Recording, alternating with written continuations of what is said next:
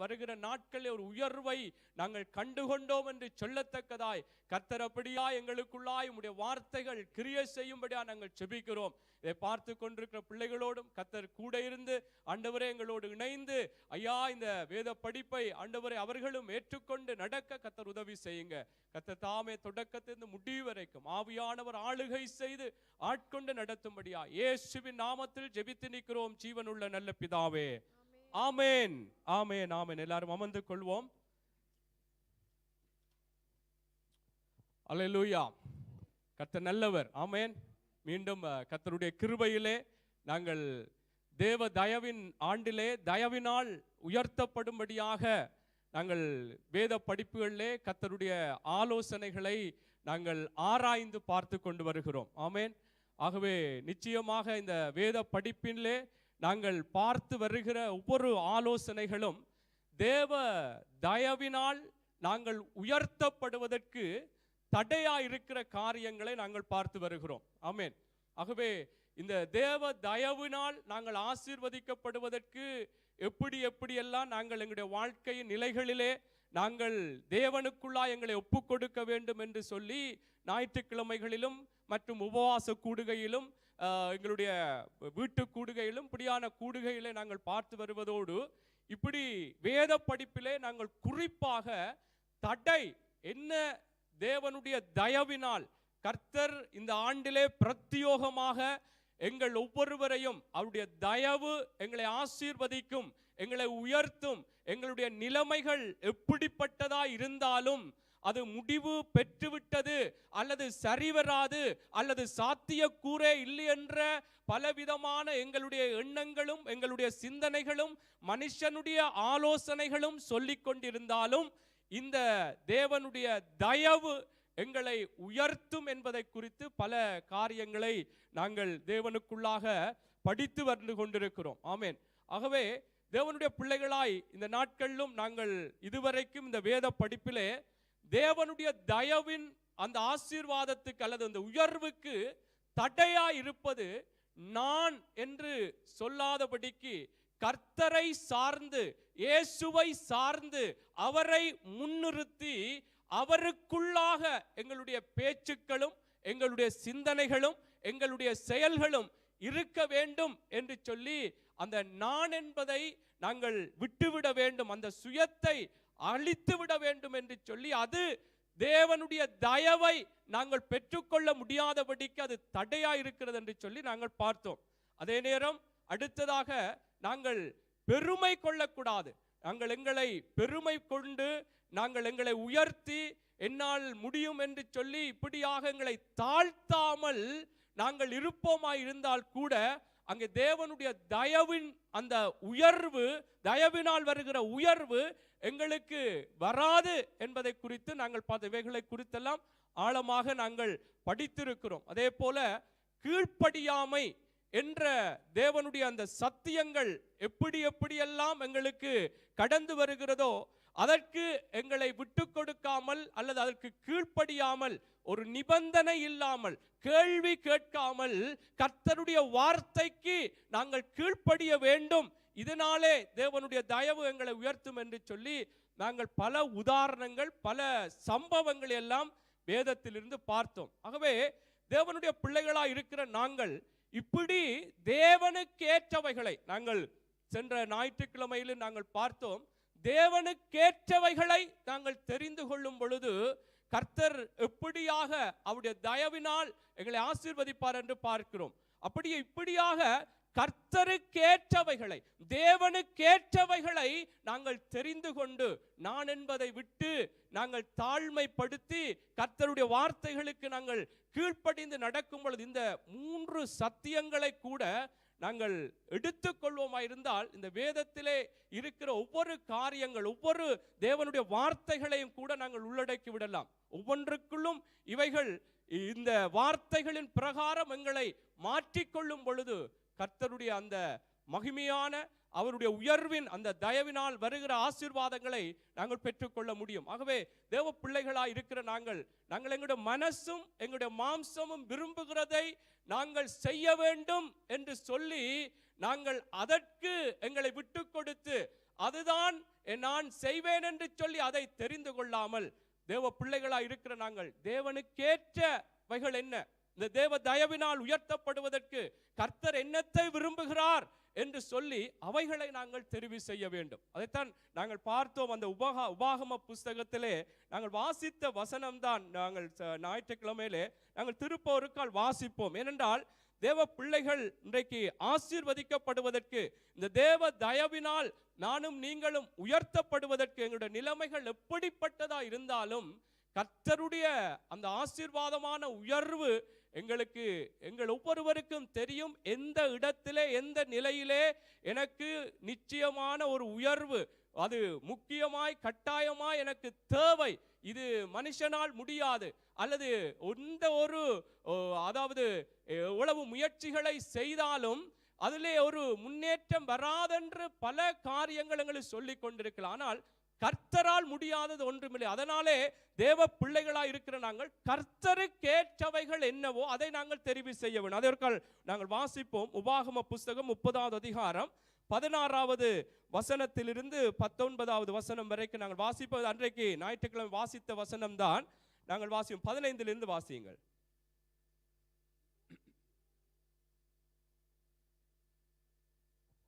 இதோ ஜீவனையும் நன்மையையும் மரணத்தையும் தீமையையும் இன்று உனக்கு முன்னே வைத்தேன்.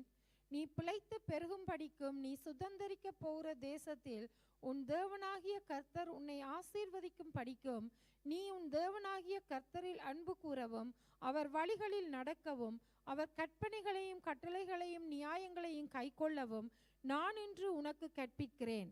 நீ கேளாதபடிக்கு மனம் பேதித்து இழுப்புண்டு போய் வேறே தேவர்களை பணிந்து அவர்களை சேவிப்பாயானால் நீங்கள் சுதந்தரிக்கிறதற்கு யோர்தானை கடந்து போகிற தேசத்தில் நெடுநாள் வாழாமல் நிச்சயமாய் அழிந்து போவீர்கள் என்பதை இன்று உங்களுக்கு அறிவிக்கிறேன். நான் ஜீவனையும் மரணத்தையும் ஆசீர்வாதத்தையும் சாபத்தையும் உனக்கு முன் வைத்தேன் என்று உங்கள் மேல் வானத்தையும் பூமியையும் இன்று சாட்சி வைக்கிறேன்.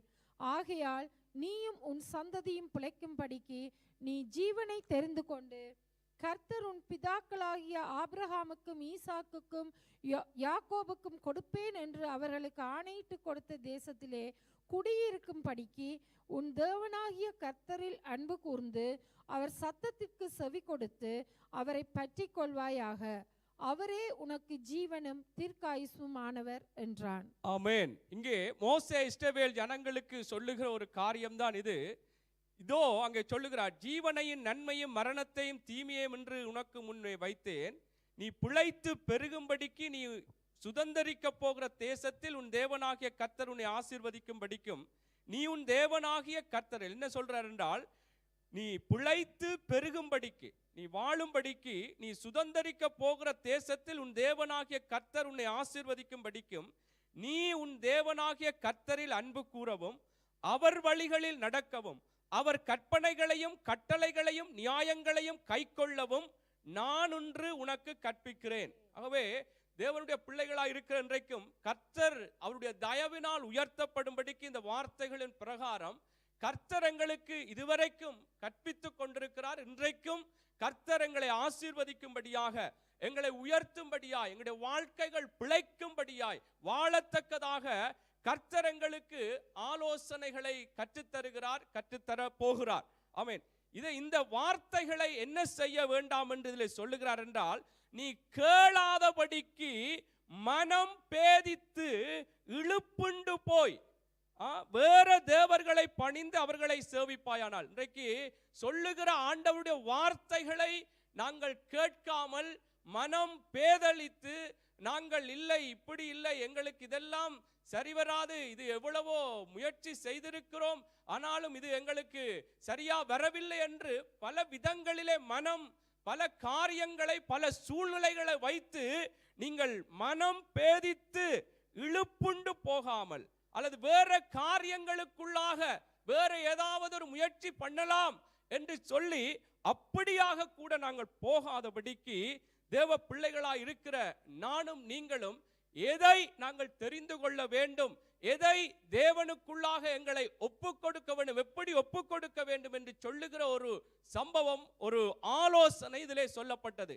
நீ ஜீவனை, எல்லாத்தையும் வைத்திருக்கிறேன், நீ ஜீவனை தெரிந்து கொள்ள வேண்டும், இயேசுவை தெரிந்து கொள்ள வேண்டும். இயேசுவினுடைய வார்த்தைகளை, அவருடைய ஆலோசனைகளை நாங்கள் தெரிந்து கொள்ளும் பொழுது கர்த்தர் நிச்சயமாய் இந்த தேவ தயவின் ஆண்டிலே கர்த்தர் நிச்சயமாய் உயர்த்துவேன், எங்களை நிச்சயமாய் அவர் ஆசீர்வதிப்பேன் என்று சொன்ன தேவன் நிச்சயமாய் உயர்த்துவார். அதனாலே நாங்கள் சூழ்நிலைகளை பார்க்க வேண்டாம். எங்களுடைய நிலைமைகள், எங்களுடைய அனுபவங்கள் அல்லது மனுஷர்களுடைய ஆலோசனைகள் கூட பல விதங்களிலே, அது படித்தவர்களுடைய, அது அவர்களுடைய அனுபவங்களின் அடிப்படையில் சொல்லப்படுகிற காரியங்களா இருந்தாலும் தேவனுக்குள்ளாக அவைகளை நாங்கள் ஒப்பிட்டு பார்த்து தேவனுடைய வார்த்தையை விட அது நல்லதென்று சொல்லி அதற்குள்ளாக போகாமல், கர்த்தர் சொன்னால் கர்த்தர் அதை நிறைவேற்றுவார். கர்த்தர் நிச்சயமாய் சில வேளைகளில் இன்னும் சரியாக வரவில்லை, என்னுடைய நிலைமைகள் இன்னும் ஒரு உறுதியாக்கப்படவில்லை, சரியான விதத்திலே ஒரு உயர்வுக்கு நேராய் போகவில்லை என்ற அந்த நிலைமைகள் கூட இன்றைக்கும் இருக்கலாம். ஆனால் கர்த்தர் சொன்னவர் நிறைவேற்றுவார். ஆமென். அதனால்தான் ஆபிரகாமை குறித்து அன்றைக்கு உபவாச கூட்டத்திலே ஊழியக்காரன் எடுத்திருந்தார். எப்படி சாராளுடைய கற்பம் செத்து போனதையும் அவனுடைய சரீரம் செத்து போனதையும் எண்ணாதிருந்தான். ஏன் எண்ணாதிருந்தான்? கர்த்தர் சொன்ன வார்த்தையின் பிரகாரம் தன்னை ஒப்புக் கொடுத்தான். கர்த்தர் சொன்னால் அதை நிறைவேற்றுவார். அவனுடைய சரீரம் செத்து போயிட்டு, கற்பம், சாராளுடைய கற்பம் செத்து போயிட்டு, ஆனால் உன்னிடத்தில் இருந்து பிள்ளை பெறும் என்று சொல்லி அந்த ஒரு வயதான நேரத்திலும் ஆண்டவருடைய வாக்குத்தத்தத்தை அப்படியாக ஏற்றுக்கொண்டார்கள். ஆமென். இன்றைக்கும் சில காரியங்களை நாங்கள் எண்ணக்கூடாது. இது செத்துப்போய், அவர்கள் அதுதான் சொல்றார், கற்பம் செத்து போயிட்டு அவருடைய சரீரமும் பிள்ளை பெறுவதற்கான எந்த ஒரு அறிகுறிகளும் அவர்களுக்குள்ளே மனுஷீக ரீதியில இல்லை, செத்து போயிட்டு. ஆனாலும் கர்த்தருடைய வார்த்தையினால் பலனடைந்தார்கள். கர்த்தர் சொன்னதை நிறைவேற்றுவார் என்று சொல்லி விசுவாசித்து, அவர்கள் விசுவாசத்திலே பலவீனமா இல்லாதபடி அந்த வார்த்தைக்கு தங்களை ஒப்பு கொடுத்தார்கள். அதன் பிரகாரம் கர்த்தர் ஆசீர்வதித்தார் என்று பார்க்கிறோம். ஆமென். ஆகவே தேவ பிள்ளைகளே, இந்த நாளிலும் கூட கர்த்தர் இந்த ஆண்டு எங்களை பிரத்யோகமாய் கர்த்தர் சொல்லி இருக்கிறார். அந்த தயவு எங்களை எந்த சூழ்நிலையா இருந்தாலும் எங்களை உயர்த்தும் என்று சொல்லி அந்த வார்த்தையை ஆண்டவர் சொல்லி இருக்கிறார். நிறைவேற்றுவார் என்று சொல்லி அவருடைய வார்த்தைகள் என்னவோ அதை தெரிந்து கொண்டு அதற்கு எங்களை ஒப்பு கொடுத்து நடப்போம். ஆமென்.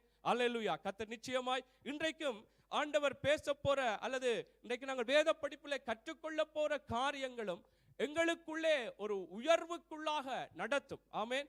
அதனால்தான் நாங்கள் ஒவ்வொரு இந்த வேத படிப்பிலே நான் சொல்லி வருகிற நீதிமொழிகளிலே சொல்லப்படுகிற அந்த 25வது அதிகாரம் 2வது வசனம், நீதிமொழிகள் புஸ்தகம் 25:2 சொல்லுகிறது, காரியத்தை மறைப்பது தேவனுக்கு மேன்மை, காரியத்தை ஆராய்வதோ ராஜாக்களுக்கு மேன்மை. ஆமென். ஆகவே காரியங்கள் பல, ஆண்டவருடைய வெளிப்பாடுகள், ஆவிக்குரிய வெளிப்பாடுகள் வேதத்திலே பல விதங்களிலே மறைக்கப்பட்டு அதை நாங்கள் ஆராய்ந்து பார்க்க வேண்டும். என்ன தேவனுக்குள்ளாக நான் உயர்வுக்கு நேராய் எப்படி அந்த தயவினால் நடத்தப்படலாம் என்று நாங்கள் ஆராய்ந்து பார்த்து கொண்டு வருகிறோம். ஆமென். அவை அப்படியாக நாங்கள் ஆராய்ந்து பார்த்து கொண்டு வந்த விடயங்களைத்தான் நான் ஏற்கனவே சொன்னேன். நான் என்பதை நாங்கள் விட்டு கர்த்தரை சார்ந்து, கர்த்தரை முன்னிலைப்படுத்தி, கர்த்தருக்குள்ளாகவே எங்களுடைய பேச்சுக்களும் சிந்தனைகளும் செயல்களும் ஒவ்வொரு விடயங்களையும் நாங்கள் செயற்படுத்த வேண்டும், வெளிப்படுத்த வேண்டும் என்று சொல்லி நாங்கள் பார்த்தோம்.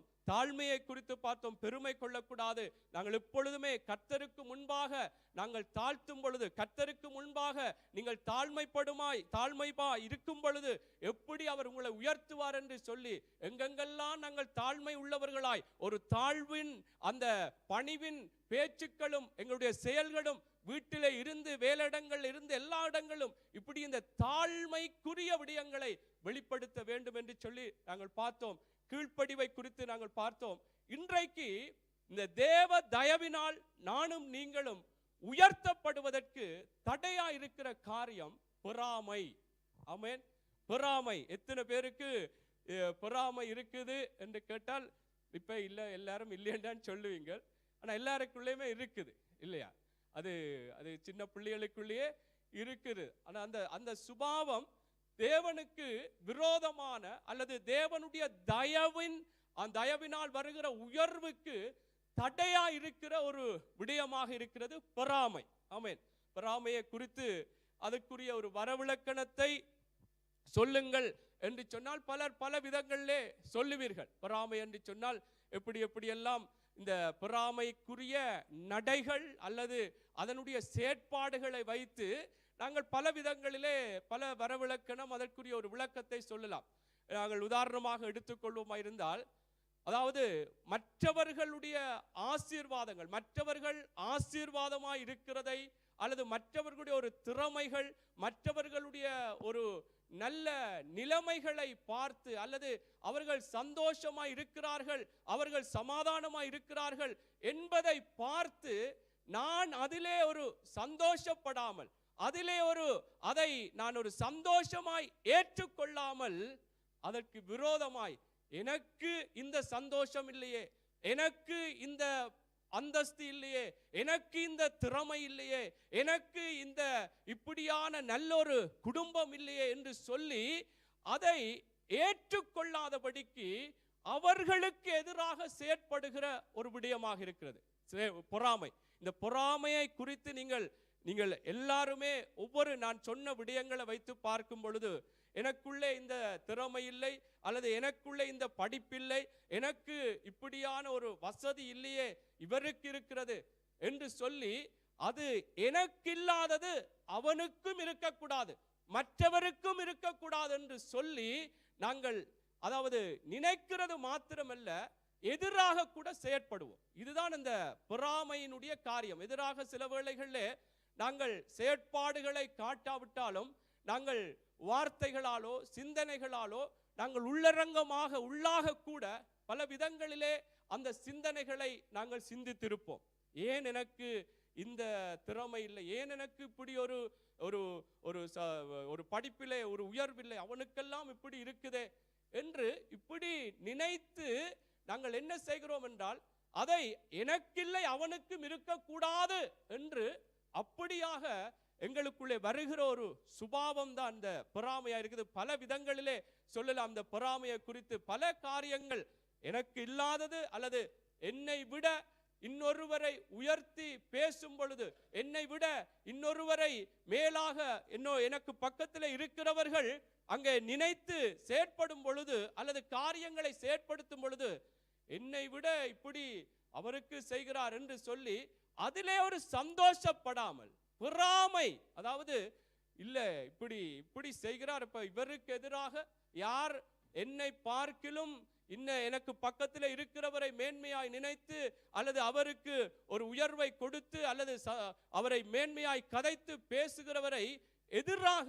நாங்கள் செயற்படத்தக்கதான ஒரு நிலைமைகள் எங்களுக்குள்ள இருக்குமா இருந்தால் அது ஒரு பொறாமை. நீங்கள் இப்ப நான் சொன்னது சில வேளைகளில் உங்களுக்கு சிறிய ஒரு விளக்கமா இருந்தாலும் நீங்கள் நிச்சயமாய் உங்களுடைய வாழ்க்கையிலே இப்படியான அந்த பொறாமைக்குரிய ஒரு வரவிலக்கணமாக நீங்கள் பல காரியங்களை நீங்கள் எடுத்துக்கொண்டிருப்பீர்கள். இதுதான் அந்த பொறாமைக்குரிய ஒரு சுபாவம். மற்றவர்களுடைய காரியங்களை ஏற்றுக்கொள்ளாமல் மற்றவர்கள், அதாவது வேதம் சொல்லுகிறது துன்மார்க்கனை மீதும் நீ பொறாமை கொள்ளக்கூடாது. அப்படி என்றால் அவன் கூட பெரிய வசதியா இருக்கலாம், நல்ல படிப்பால் இருக்கலாம், ஆண்டவரை ஏற்றுக்கொள்ளாத மனுஷன், அவனுக்கே இப்படி இருக்குது எனக்கு இல்லையே என்று சொல்லி நாங்கள் பொறாமை கொள்ளக்கூடாது. அதை சந்தோஷமாய் கர்த்தர் அவருக்கு கொடுத்திருக்கிறார், சரி கர்த்தர் அவருக்கு ஆசீர்வதித்திருக்கிறார், கர்த்தரு ஸ்தோத்திரம். ஆண்டவரிடத்திலே நாங்கள் எங்களை தாழ்த்தி நாங்கள் கேட்பதுதான் அதுதான் உகந்தது.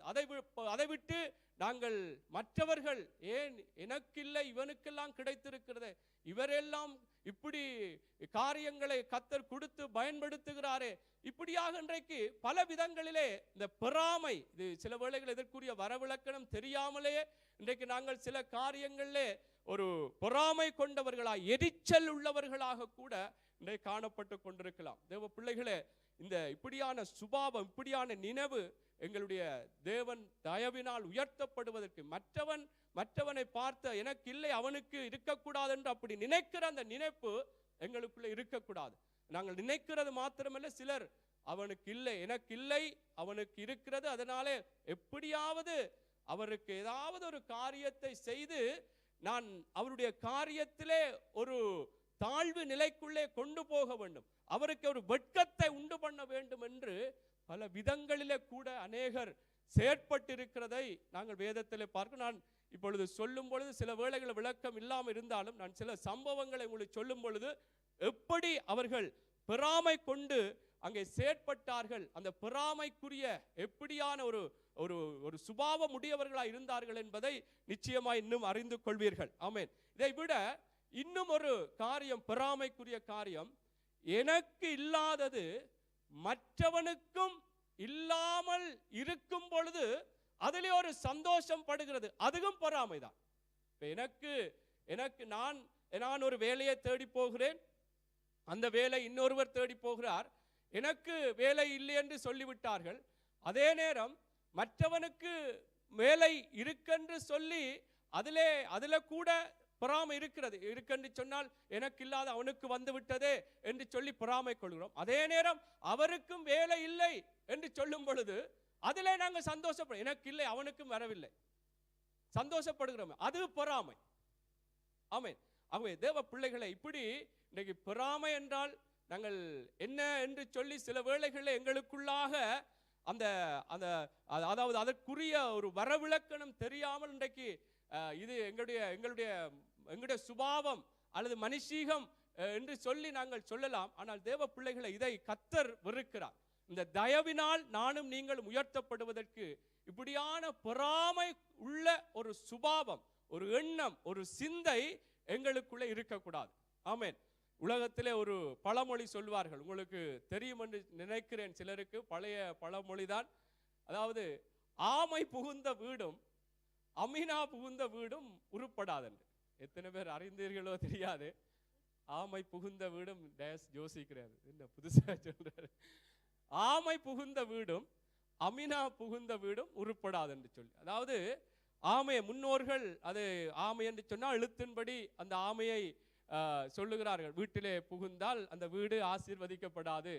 அதே போல அமீனா என்று சொன்னால் அது நீதிமன்றத்தினாலே, அதாவது சில பிறப்பு, அதாவது கட்டளைகள், இந்த இந்த இவர்கள் இப்படியாக நீங்கள் இந்த காரியத்தை செய்யாததினாலே இந்த வீடு பறிமுதல் செய்யப்பட போகிறது, அல்லது உங்களுடைய பொருட்கள் எல்லாம் அபகரிக்கப்பட போகிறது, அல்லது உங்களை இப்படியாக சிறைப்படுத்த போகிறோம் என்று சொல்லி நீதிமன்றத்தினால் அங்கே பிறப்பிக்கப்படுகிற கட்டளைகளை கொண்டு வருகிற அந்த அதிகாரிகள் அல்லது அப்படியான அந்த அந்த சான்றிதழ்களை கொண்டு வரும் பொழுது அப்படியான காரியங்கள் வருகிற வீடும் உருப்படாது என்று சொல்லி ஒரு பழமொழி வைத்திருக்கு. ஆனால் இந்த ஆமை புகுந்த வீடு என்று சொல்லும் பொழுது அதற்கு பிற்பாடு வேற விளக்கங்களும் நான் வாசித்தேன்.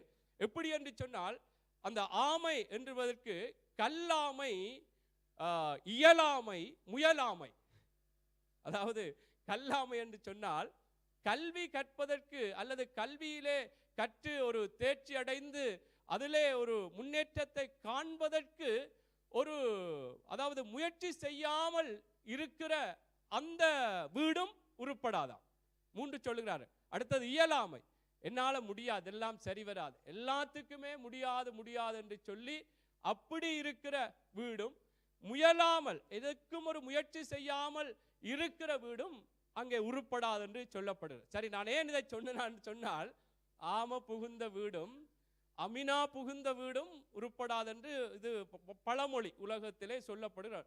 அதே போல ஆவிக்குரிய வாழ்க்கையிலும் இந்த பொறாமை என்று சொல்லுகிற இந்த ஆமை எங்கெல்லாம் இருக்கிறதோ, எங்களுக்குள்ளே இருக்கிறதோ, அந்த பொறாமை உள்ள எங்களுடைய வாழ்க்கையிலே தேவனுடைய அந்த தயவின் ஆசீர்வாதங்களை பெற்றுக்கொள்ள முடியாது. ஆமென்.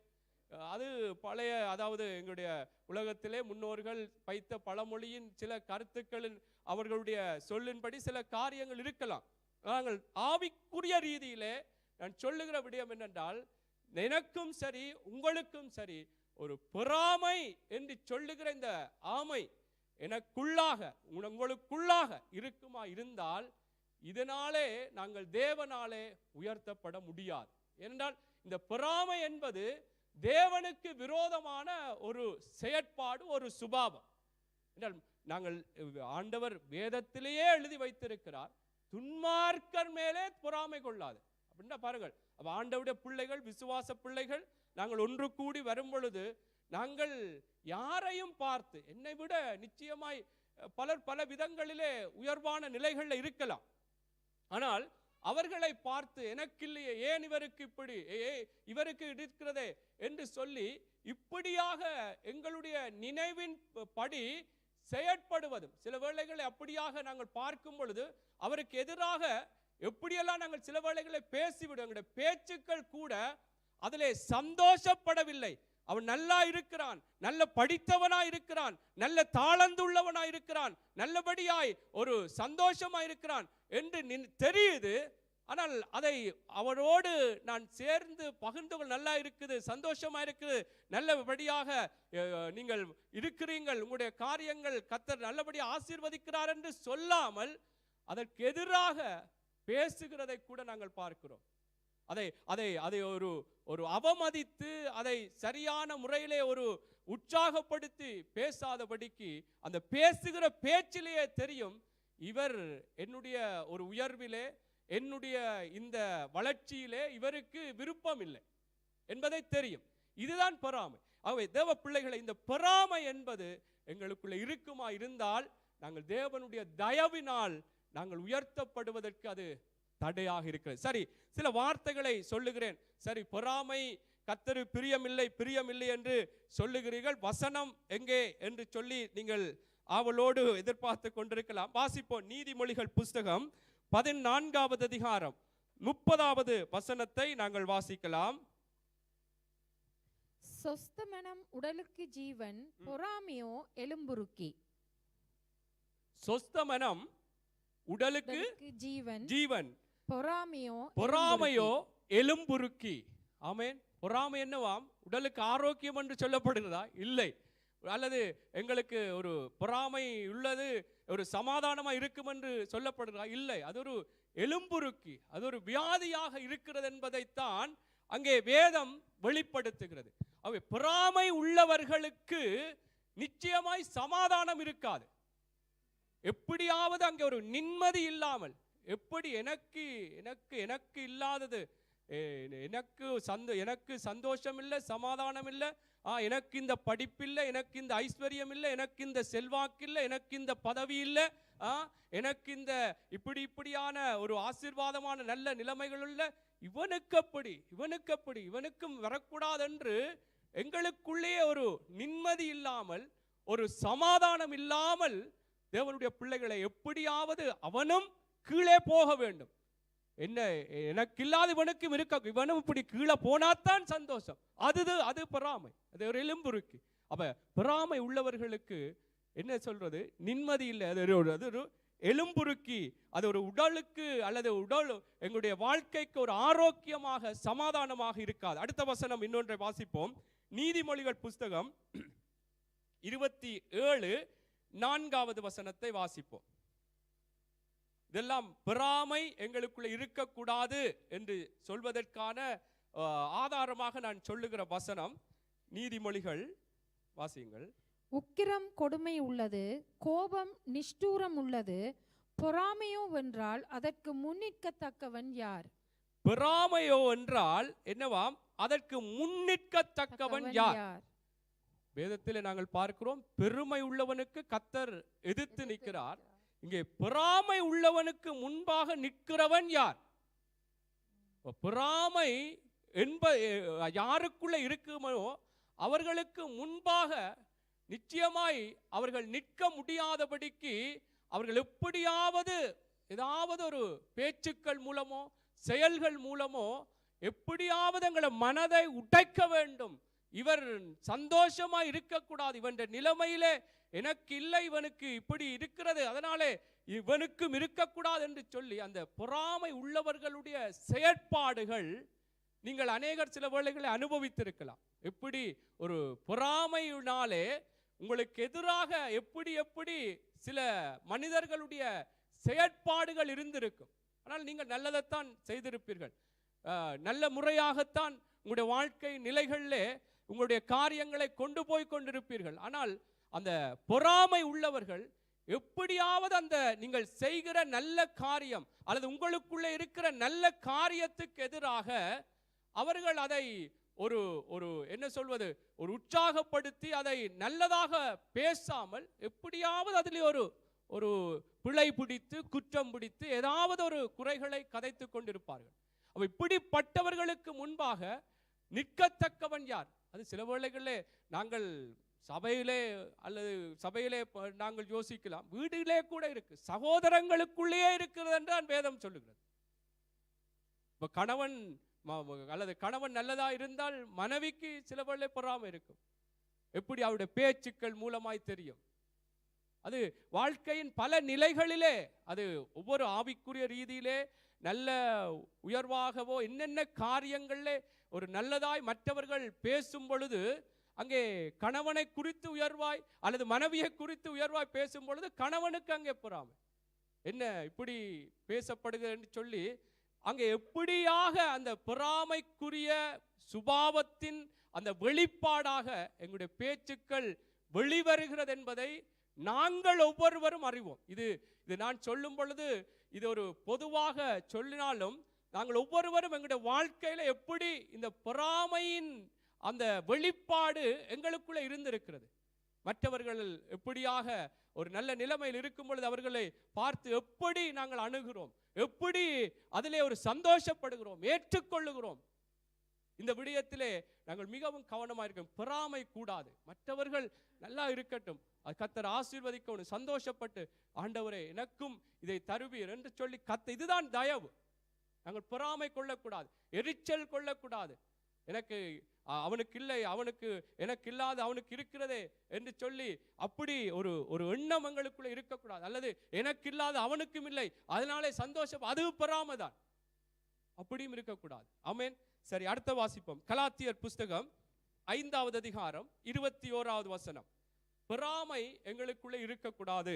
இதற்கான வசனங்கள் தான் இது. பொறாமை இருந்தால் எப்படி ஒரு நிம்மதி இல்லாத வாழ்க்கை, சமாதானம் இல்லாமல் தான் எங்களுக்குள்ளே இருக்கும் என்பதை இந்த வார்த்தைகள் வெளிப்படுத்துகிறது. பொறாமை உள்ளவர்களாய் இருப்போமா இருந்தால் நாங்கள் எப்படி நாங்கள் மற்றவர்கள் பொறாமை கொண்டு நாங்கள் செயற்படுகிறவர்களுக்கு முன்பாக அல்லது யாரெல்லாம் எனக்கு எதிராக எனக்கு பெரியவர்களாக என்னை விட மேன்மை உள்ளவர்களா என்று சொல்லி அவனுக்கு இருக்கிறது என்று எனக்கு இல்லை என்று சொல்லி நான் எப்படியெல்லாம் பேசுவேன் என்பதை நாங்கள் எல்லாருமே அறிவோம். ஏன்னா பொறாமையின் ஒரு வெளிப்பாடு தான். எனக்கு இப்போ உதாரணமா இப்போ ஃபேஸ்புக்கில் கூட சில படங்களை போட்டு விட்டு சிலருக்கு அநேக லைக் வந்துடும், சிலருக்கு லைக் வராது. அதுல கூட பொறாமை. அவனுக்கு இவ்வளவு லைக் போட்டு கிடக்கு அல்லது அவனுக்கு இவ்வளவு பார்த்திருக்கிறாங்க இத்தனை பேர். பொறாமை கொண்டு ஏதாவது என்ன கரி பூசுறன்னு சொல்வார்கள், கரி பூசும்படியாய் எப்படியாவது ஒரு ஒரு அவமதிக்கத்தக்கதான பேரை வெளிக்கொண்டு வர வேண்டும். இது பொறாமை.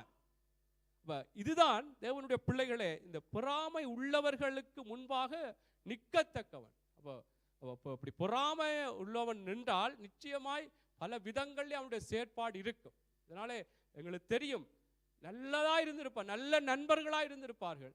ஆனால் அவர்களாலே எங்களுடைய உயர்வுகளே சந்தோஷமான காரியங்களை ஏற்றுக்கொள்ள முடியாமல் எதிராக அப்படியே செயற்படுவார்கள். அது ஒரு பொறாமையினுடைய ஒரு சுபாவம். இது எங்களுக்குள்ள இருக்கக்கூடாது. இதுதான் இந்த ஆண்டிலே நாங்கள் தேவ தயவங்களை உயர்த்தும் என்று சொல்லிவிட்டு ஏதோ மேலோட்டமாய் ஆண்டோட வார்த்தைகளை பேசிவிட்டு அல்லது சொல்லிவிட்டு போறதில்லை. இப்படியான சுபாவங்கள் எங்களுக்குள்ள ஒரு மாற்றம் வர வேண்டும். வாசிக்கலாம். பொறாமைகள், கொலைகள், வெறிகள், களியாட்டுக்கள் முதலானவைகளே, இப்படிப்பட்டவைகளை செய்கிறவர்கள் தேவனுடைய ராஜ்யத்தை சுதந்தரிப்பதில்லை என்று முன்னே நான் சொன்னது போல இப்பொழுதும் உங்களுக்கு சொல்லுகிறேன். ஆமென். இங்கே மாம்சத்தின் கிரியைகளை குறித்து அதிலே சொல்லப்படும். நான் எல்லா வசனங்களையும் வாசிக்க நேரம் சென்றுவிடும் என்று அதிலே மாம்சத்தின் கிரியைகள் என்று சொல்லிவிட்டு தான் இவைகளை சொல்லப்படுகிறது. என்ன அதிலே ஒரு காரியம் பொறாமைகள் என்று சொல்லி அதிலே சொல்லப்படுகிறது. இப்படிப்பட்ட அநேக காரியங்கள் சொல்லப்படுகிறது. முன்னுக்கு நீங்கள் வாசிக்கலாம், பின்னுக்கும் வாசிக்கலாம்.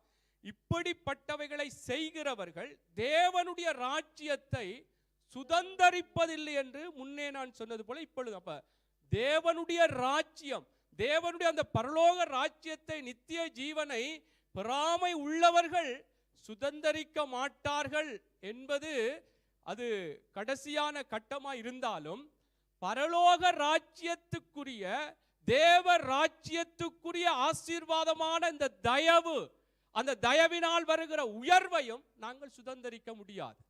இதுதான் இதற்குள்ளே உள்ளடக்கமா இருக்கிறது. இதைத்தான் நாங்கள் ஆரம்பத்தில் காரியத்தை மறைப்பது தேவனுக்கு மகிமை, அதை ஆராய்வதோ ராஜாக்களுக்கு ஆராயவன். அவ தேவ ராஜ்யத்தை பெறாமை உள்ளவர்கள் சுதந்தரிக்க முடியாண்டால், தேவ ராஜ்யத்தின்குள்ளாக அல்லது அங்கே நித்திய ஜீவனைக்குள்ளாக பரலோக ராஜ்யத்துக்குள்ளாய் இந்த தேவனுடைய ராஜ்யத்துக்குள்ளாய் பிரவேசிக்க முடியாதென்று சொல்லப்பட்டாலும், அந்த பரலோக ராஜ்யத்துக்குள்ளாக தேவனுடைய ராஜ்யத்தின் அடிப்படையிலே நாங்கள் இந்த பூமியிலும் எப்படி ஆசீர்வதிக்கப்படுவோம், எப்படி உயர்த்தப்படுவோம் என்ற அந்த ஆசீர்வாதத்தையும் நான் நீங்களும் பெற்றுக்கொள்ள முடியாது. தேவ பிள்ளைகளே, எனக்கும் சரி உங்களுக்கும் சரி இந்த பொறாமை என்பது எங்களுக்குள்ளே இருக்கக்கூடாது. ஆமென். எவ்வளவுத்திற்கு அது கிரியை செய்யும், எவ்வளவுத்துக்கு ஆவிக்குரிய ரீதியிலே அந்த தேவனுடைய நன்மைகளை பெற்றுக்கொள்ள விடாதபடி அங்கே தடை பண்ணும். ஆமென். அல்லேலூயா. பாருங்கள், யாக்கோப்பு புஸ்தகம் 4வது அதிகாரம் 2வது. இதெல்லாம் ஏன் நான் வசனங்களை சொல்லுகிறேன் என்றால், எங்களை வைத்து ஆராய்ந்து பார்ப்போம். ஏன் என்னுடைய வாழ்க்கையில உயர்வு வரவில்லை, ஏன் என்னுடைய ஜெபத்துக்கு பதில் வரவில்லை, அல்லது அதற்காக இதுதான் காரணம் என்று நீங்கள் உங்களை குற்ற உணர்வுகளுக்குள்ளாக குற்றப்படுத்திக் கொள்ளாமல், இதுவும் ஒரு காரணம். ஆமென். அதனாலே இதை நாங்கள் கவனத்திலே கொண்டு இந்த சுபாவங்கள் இருக்குமா என்றால் அதை விட்டு விட வேண்டும். யாக்கோப்பு 4:2. நீங்கள் இச்சித்தும் உங்களுக்கு கிடைக்கவில்லை, நீங்கள் கொலை செய்தும் பொறாமை உள்ளவர்களாயிருந்தும் அடையக்கூடாமல் போகிறீர்கள். நீங்கள் சண்டையும் யுத்தமும் பண்ணியும் நீங்கள் விண்ணப்பம் பண்ணாமல் இருக்கிறதினாலே உங்களுக்கு சித்திக்கிறதில்லை. ஆமென். இங்கே பாருங்கள், இங்க சொல்ற, நீங்கள் இச்சித்தும் உங்களுக்கு கிடைக்கவில்லை, நீங்கள் கொலை செய்தும் பொறாமை உள்ளவர்களாயிருந்தும் அடையக்கூடாமல் போகிறீர்கள். ஆமென். அவே ஏன் நாங்கள் ஆண்டவருக்குள்ளாக எங்களுடைய ஜெபங்களுக்கு கூட பதில்களை அடையாமல் அல்லது அதற்குரிய ஆசீர்வாதமான நிலைகளை பெற்றுக்கொள்ளாமல் போவதற்கும் பொறாமை காரணமாயிருக்கிறது. நாங்கள் பொறாமையின் அடிப்படையிலே ஜெபத்தை ஏறெடுப்போமாயிருந்தால், எனக்கு இல்லாதது அவனுக்கு இருக்கிற, ஆண்டவரே எனக்கு தர வேண்டும், இல்லையென்றா அவனுக்கு இருக்கிறதையும் அழித்து போடும், எடுத்து போடும், இல்லாமற் பண்ணும் என்று இப்படியான ஒரு மனப்பாக்குவத்தோடு மனப்பாங்கோடு நாங்கள் ஜெபிக்கிறதுனாலே எங்களுக்கு அந்த ஜெப விண்ணப்பம், எங்களுக்கு தேவையான காரியம், எங்களுக்கு தேவையான உயர்வும், அது எங்களுடைய வாழ்க்கையின் ஒவ்வொரு நிலைகளிலும், தனிப்பட்ட வாழ்க்கையா இருக்கலாம், பிள்ளைகளுடைய காரியங்களா இருக்கலாம், குடும்பத்தின் சபையினுடைய காரியம், ஒவ்வொரு நிலைகளிலும் எங்களுக்குள்ளே பொறாமை வேண்டாம். எல்லாம் ஆண்டவரே அவங்களை ஆசீர்வதிங்க, சந்தோஷமாய் ஆண்டவரே அவங்களை இன்னும் ஆசீர்வதிங்க, அப்படி ஒரு நல்ல ஒரு எண்ணம், நல்ல ஒரு மன பக்குவம் எங்களுக்குள்ளே வர வேண்டும். ஆமென். இது எனக்கு இல்லை என்று சொல்லி அப்படி இனி எங்களுக்குள்ளே வரக்கூடாது. அல்லேலூயா. ஆகவே நாங்கள் ஜெபிக்கும் பொழுது கூட இப்படியான ஒரு சிந்தை எங்களுக்குள்ளே இருக்க வேண்டும். ஆமென். மற்றவர்களுக்கு இல்லையே, எனக்கு இல்லாத அவனுக்கு இருக்கிறதே என்று சொல்லுகை அப்படி ஜெபிக்காமல், ஆண்டவர் அவர்களுக்கு கொடுத்திருக்கிறீரப்பா, ஆண்டவர் நன்றி அப்பா, இன்னும் ஆசீர்வதிங்க, எனக்கும் ஆண்டவரே இப்படியான ஆசீர்வாதங்கள் தேவை என்று சொல்லி அப்படி ஒரு நல்ல ஒரு எண்ணத்தோடு நாங்கள் ஜெபிக்க வேண்டும். அல்லேலூயா. ஆகவே இன்றைக்கு கர்த்தர் இப்படியான நிலைமைகளிலே எங்களை ஒவ்வொருவரையும் நிதானித்து பார்ப்பதற்கு கர்த்தர் இடைப்படுகிறார். அடுத்து வாசிப்போம். 1 கொரிந்தியர் 3:3. 1 கொரிந்தியர் 3:3.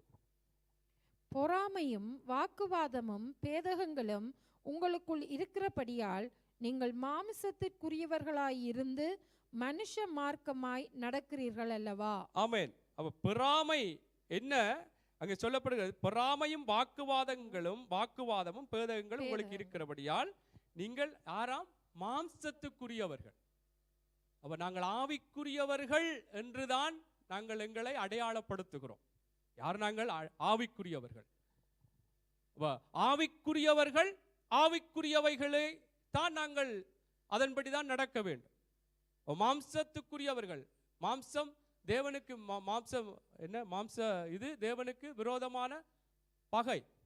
அவை மாம்சத்துக்கேற்ற விதமாய் எங்களுடைய மனசும் மாம்சமும் விரும்பும், சொல்லும், இப்படி பேசினா நல்லா இருக்கும், இப்படித்தான் நான் கதைத்தால் நல்லா இருக்கும், அது அது அந்த நேரம் நல்லா இருக்கும். ஆனால் பிறகும் அது ஒரு நிம்மதி இல்லாமல் தான் எங்களுக்குள்ளே இருக்கும், சமாதானம் இல்லாமல் தான் இருக்கும். அதனாலே இந்த பொறாமை என்பது மாம்சத்துக்குரியவர்களாய் இருக்கிறது. அப்ப இதை விட்டுவிட வேண்டும். அப்ப நாங்கள் ஆவிக்குரியவர்கள் ஆவிக்குரிய விதமாகத்தான் எங்களை மாற்றிக்கொள்ள வேண்டும். ஆவிக்குரியவர்களுக்குரிய அடையாளத்தை தான் நாங்கள் வெளிப்படுத்த வேண்டும். ஆமென். அவை இந்த பொறாமைக்குரிய விடயம் எப்படி தேவனுக்கு விரோதமான காரியம் என்பதை இந்த வார்த்தைகள் மூலம் நான் சொல்லி வருகிறேன். நீங்கள் எழுதி வைத்தால் வீட்டையும் கூட தியானித்தால் ஆசீர்வாதமாக இருக்கும். அடுத்தது வாசிப்பேன். இன்னொரு வசனத்தை காட்டி நான் அடுத்ததுக்குள்ளே போறேன். ரோமர் புஸ்தகம் 13வது அதிகாரம் 12வது வசனம் 13வது வசனம். இரவு சென்று போயிற்று, பகல் சமீபமாயிற்று. ஆகையால் அந்தகாரத்தின் கிரியைகளை நாம் தள்ளிவிட்டு ஒளியின் ஆயுதங்களை தரித்து கொள்ள கடவோம். களியாட்டும் வெறியும் வேசித்தனமும் காமவிகாரமும் வாக்குவாதமும் பொறாமையும் உள்ளவர்களாய் நடவாமல் பகலிலே நடக்கிறவர்கள் போல சீராய் நடக்க கடவோம். ஆமென். இங்கே பாருங்கள், சொல்லப்படுகிறது இரவு சென்று போயிட்டு பகல் சமீபமாயிற்று. ஆகையால் அந்தகாரத்தின் கிரியைகளை நாம் தள்ளிவிட்டு ஒளியின் ஆயுதங்களை தரித்துக் கொள்ள கடவோம். அதில் சொல்லப்படும் என்னென்ன காரியம் என்றால் களியாட்டும் வெறியும் வேசித்தனமும் காமவிகாரமும் வாக்குவாதமும் பொறாமையும். பொறாமை அந்தகாரத்தின் இருளுக்குரிய காரியம், தேவனுக்குரிய காரியம் அல்ல. இது பிசாசுக்குரிய காரியம். அல்லேலூயா. ஆகவே தேவ பிள்ளைகளே, இவைகளை நாங்கள் பொறாமை எப்படி சின்ன சின்ன காரியங்களா இருந்தாலும் அது சிந்தனையில வந்தாலும் கூட அதை நாங்கள் அகற்றிவிட வேண்டும். ஆமென். அது வரவிடக்கூடாது. இல்லை, எனக்கு இது தேவனுக்குரியது அல்ல, இது மாம்சத்துக்குரியது, இது இருளுக்குரியது, இது அந்தகாரத்துக்குரியது. பிசாசு கொண்டு வருவான், எங்களுடைய சிந்தனையிலே கொண்டு வருவான். எப்படியாவது ஒரு பொறாமை கொண்டு நான் அந்த அந்த அவங்க மற்றவர்களுடைய ஆசீர்வாதங்களை சந்தோஷப்படாமல் ஏற்றுக்கொள்ளாமல் இருக்கும்படியாக நான் இருப்பதற்கு பிசாசு சிந்தனையில கொண்டு வருவான். அப்ப அந்த சிந்தனையில வரும் பொழுது அதை துரத்த வேண்டும். வேதத்திலே அதாவது ஆபிரகாம் பலி செலுத்தும்படியாய் அங்கே பலிக்கான காரியங்களை அங்கே எல்லாம் அந்த ஆட்டுக்கடாவை வெட்டி வைத்து வசனம் இருக்கிறது. அதன் மேல் அந்த எல்லாவற்றையும் வெட்டி அங்கே ஆயத்தப்படுத்தின பொழுது அதன் மேலே அங்கே பறவைகள் இறங்கினதாம், அதை துரத்தினான் என்று சொல்லப்படுகிறது. எங்களுக்குள்ளும் சிந்தனையில இறங்கும் பல விதமாக பொறாமை கொள்ளத்தக்கதாக. அது நான் சொல்லும் பொழுது என்னென்னத்திலெல்லாம் பொறாமை கொள்றீங்கள் என்றது எனக்கும் தெரியும், உங்களுக்கும் தெரியும். உடுப்பு போடுற உடுப்புல இருந்தே பொறாமை இருக்கு. நல்ல உடுப்பு போடுறார், அவருக்கு இல்லையே, எனக்கு இல்லையே, இவருக்கு இருக்கு. இது இப்ப நான் எல்லாம் என்னை உள்ளடக்கி தான் பேசுறேன். இது ஏதோ நான் நல்லவன், இதுல என்றிலும் ஒரு தவறவில்லை, பரிபூர்ணப்பட்டவன் என்று சொல்லி நான் பேசவில்லை. எல்லாத்திலையும் வாகனமா இருக்கலாம், எல்லாத்திலையும் ஏதோ அங்கே பொறாமை வருகிறது. சிந்தனையில வரும் பொழுது துரத்தி விடணும். ஆபிரகாம் அந்த பலியிலே பறவைகள் இறங்கின பொழுது துரத்தி விட்டான் என்று சொல்லப்படுகிறது. அப்படி சிந்தனையில வரும் பொழுது இல்லை எனக்கு பொறாமை, இது அவருக்கு இல்லை, எனக்கு இல்லை, அவருக்கு இருக்குன்ற வருகிறதே பொறாமைக்குரிய ஒரு ஆரம்ப கட்டம். அதனாலே ஆண்டவரே, கர்த்தர் நீர் கொடுத்திருக்கிறீர், ஆசீர்வதிங்க, இன்னும் ஆசீர்வதிங்க. எனக்கும் இப்படியான தேவையான காரியங்கள், நல்ல வாழ்க்கை, நல்ல சமாதானம், சந்தோஷம், எல்லா விதத்திலும் நான் பெருக வேண்டும், உயர வேண்டும். என்னை உயர்த்துங்கப்பா, இன்னும் ஆண்டவரே என்னோடு இருக்கிற பிள்ளைகளை உயர்த்துங்க. இப்படி ஒரு நல்ல எண்ணத்தோடு நாங்கள் இருக்க வேண்டும். ஆமென். அவே இது இருளுக்குரிய ஒரு அந்தகாரத்தின் ஒரு செயற்பாடாய் பிசாசுக்குரிய ஒரு காரியமாக இருக்கிறபடினால், அதனால தான் அப்போஸ்தலனாகிய பவுல் சொல்லுகிறார் அங்கே, அதாவது பிசாசின் தந்திரங்களோடு எதிர்த்து நிற்க திராணி உள்ளவர்கள் ஆகும்படி சர்வாயுத வர்க்கங்களை தரித்துக் கொள்ளுங்கள். பிசாசினுடைய தந்திரம், பிசாசினுடைய அவனுடைய ஒரு ஆயுதம் இப்படி ஒரு பொறாமை என்ற ஒன்றை போட்டு தேவனுடைய பிள்ளைகள் அந்த தயவினால் இந்த ஆண்டிலே உயர முடியாதபடி தடை பண்ண பார்க்கிறார். அப்ப இதற்கு என்ன செய்யணும்? அதான் இப்ப இந்த பிசாசின் இப்படியான தந்திரமான, இப்படி வஞ்சனையான அந்த காரியமாக இந்த பொறாமைக்கு நாங்கள் எதிர்த்து நிற்க தேவன் எங்களுக்கு தந்திருக்கிற சர்வாயுத வர்க்கங்களை தரித்துக் கொள்ள வேண்டும். அல்லேலூயா, அல்லேலூயா. சரி, ஆகவே இந்த நாளிலும் கூட நான் சில சம்பவங்களை சொல்ல போகிறேன். இந்த பொறாமையை குறித்து நாங்கள் சில மேலோட்டமாக சில விளக்கங்களை சொன்னேன்.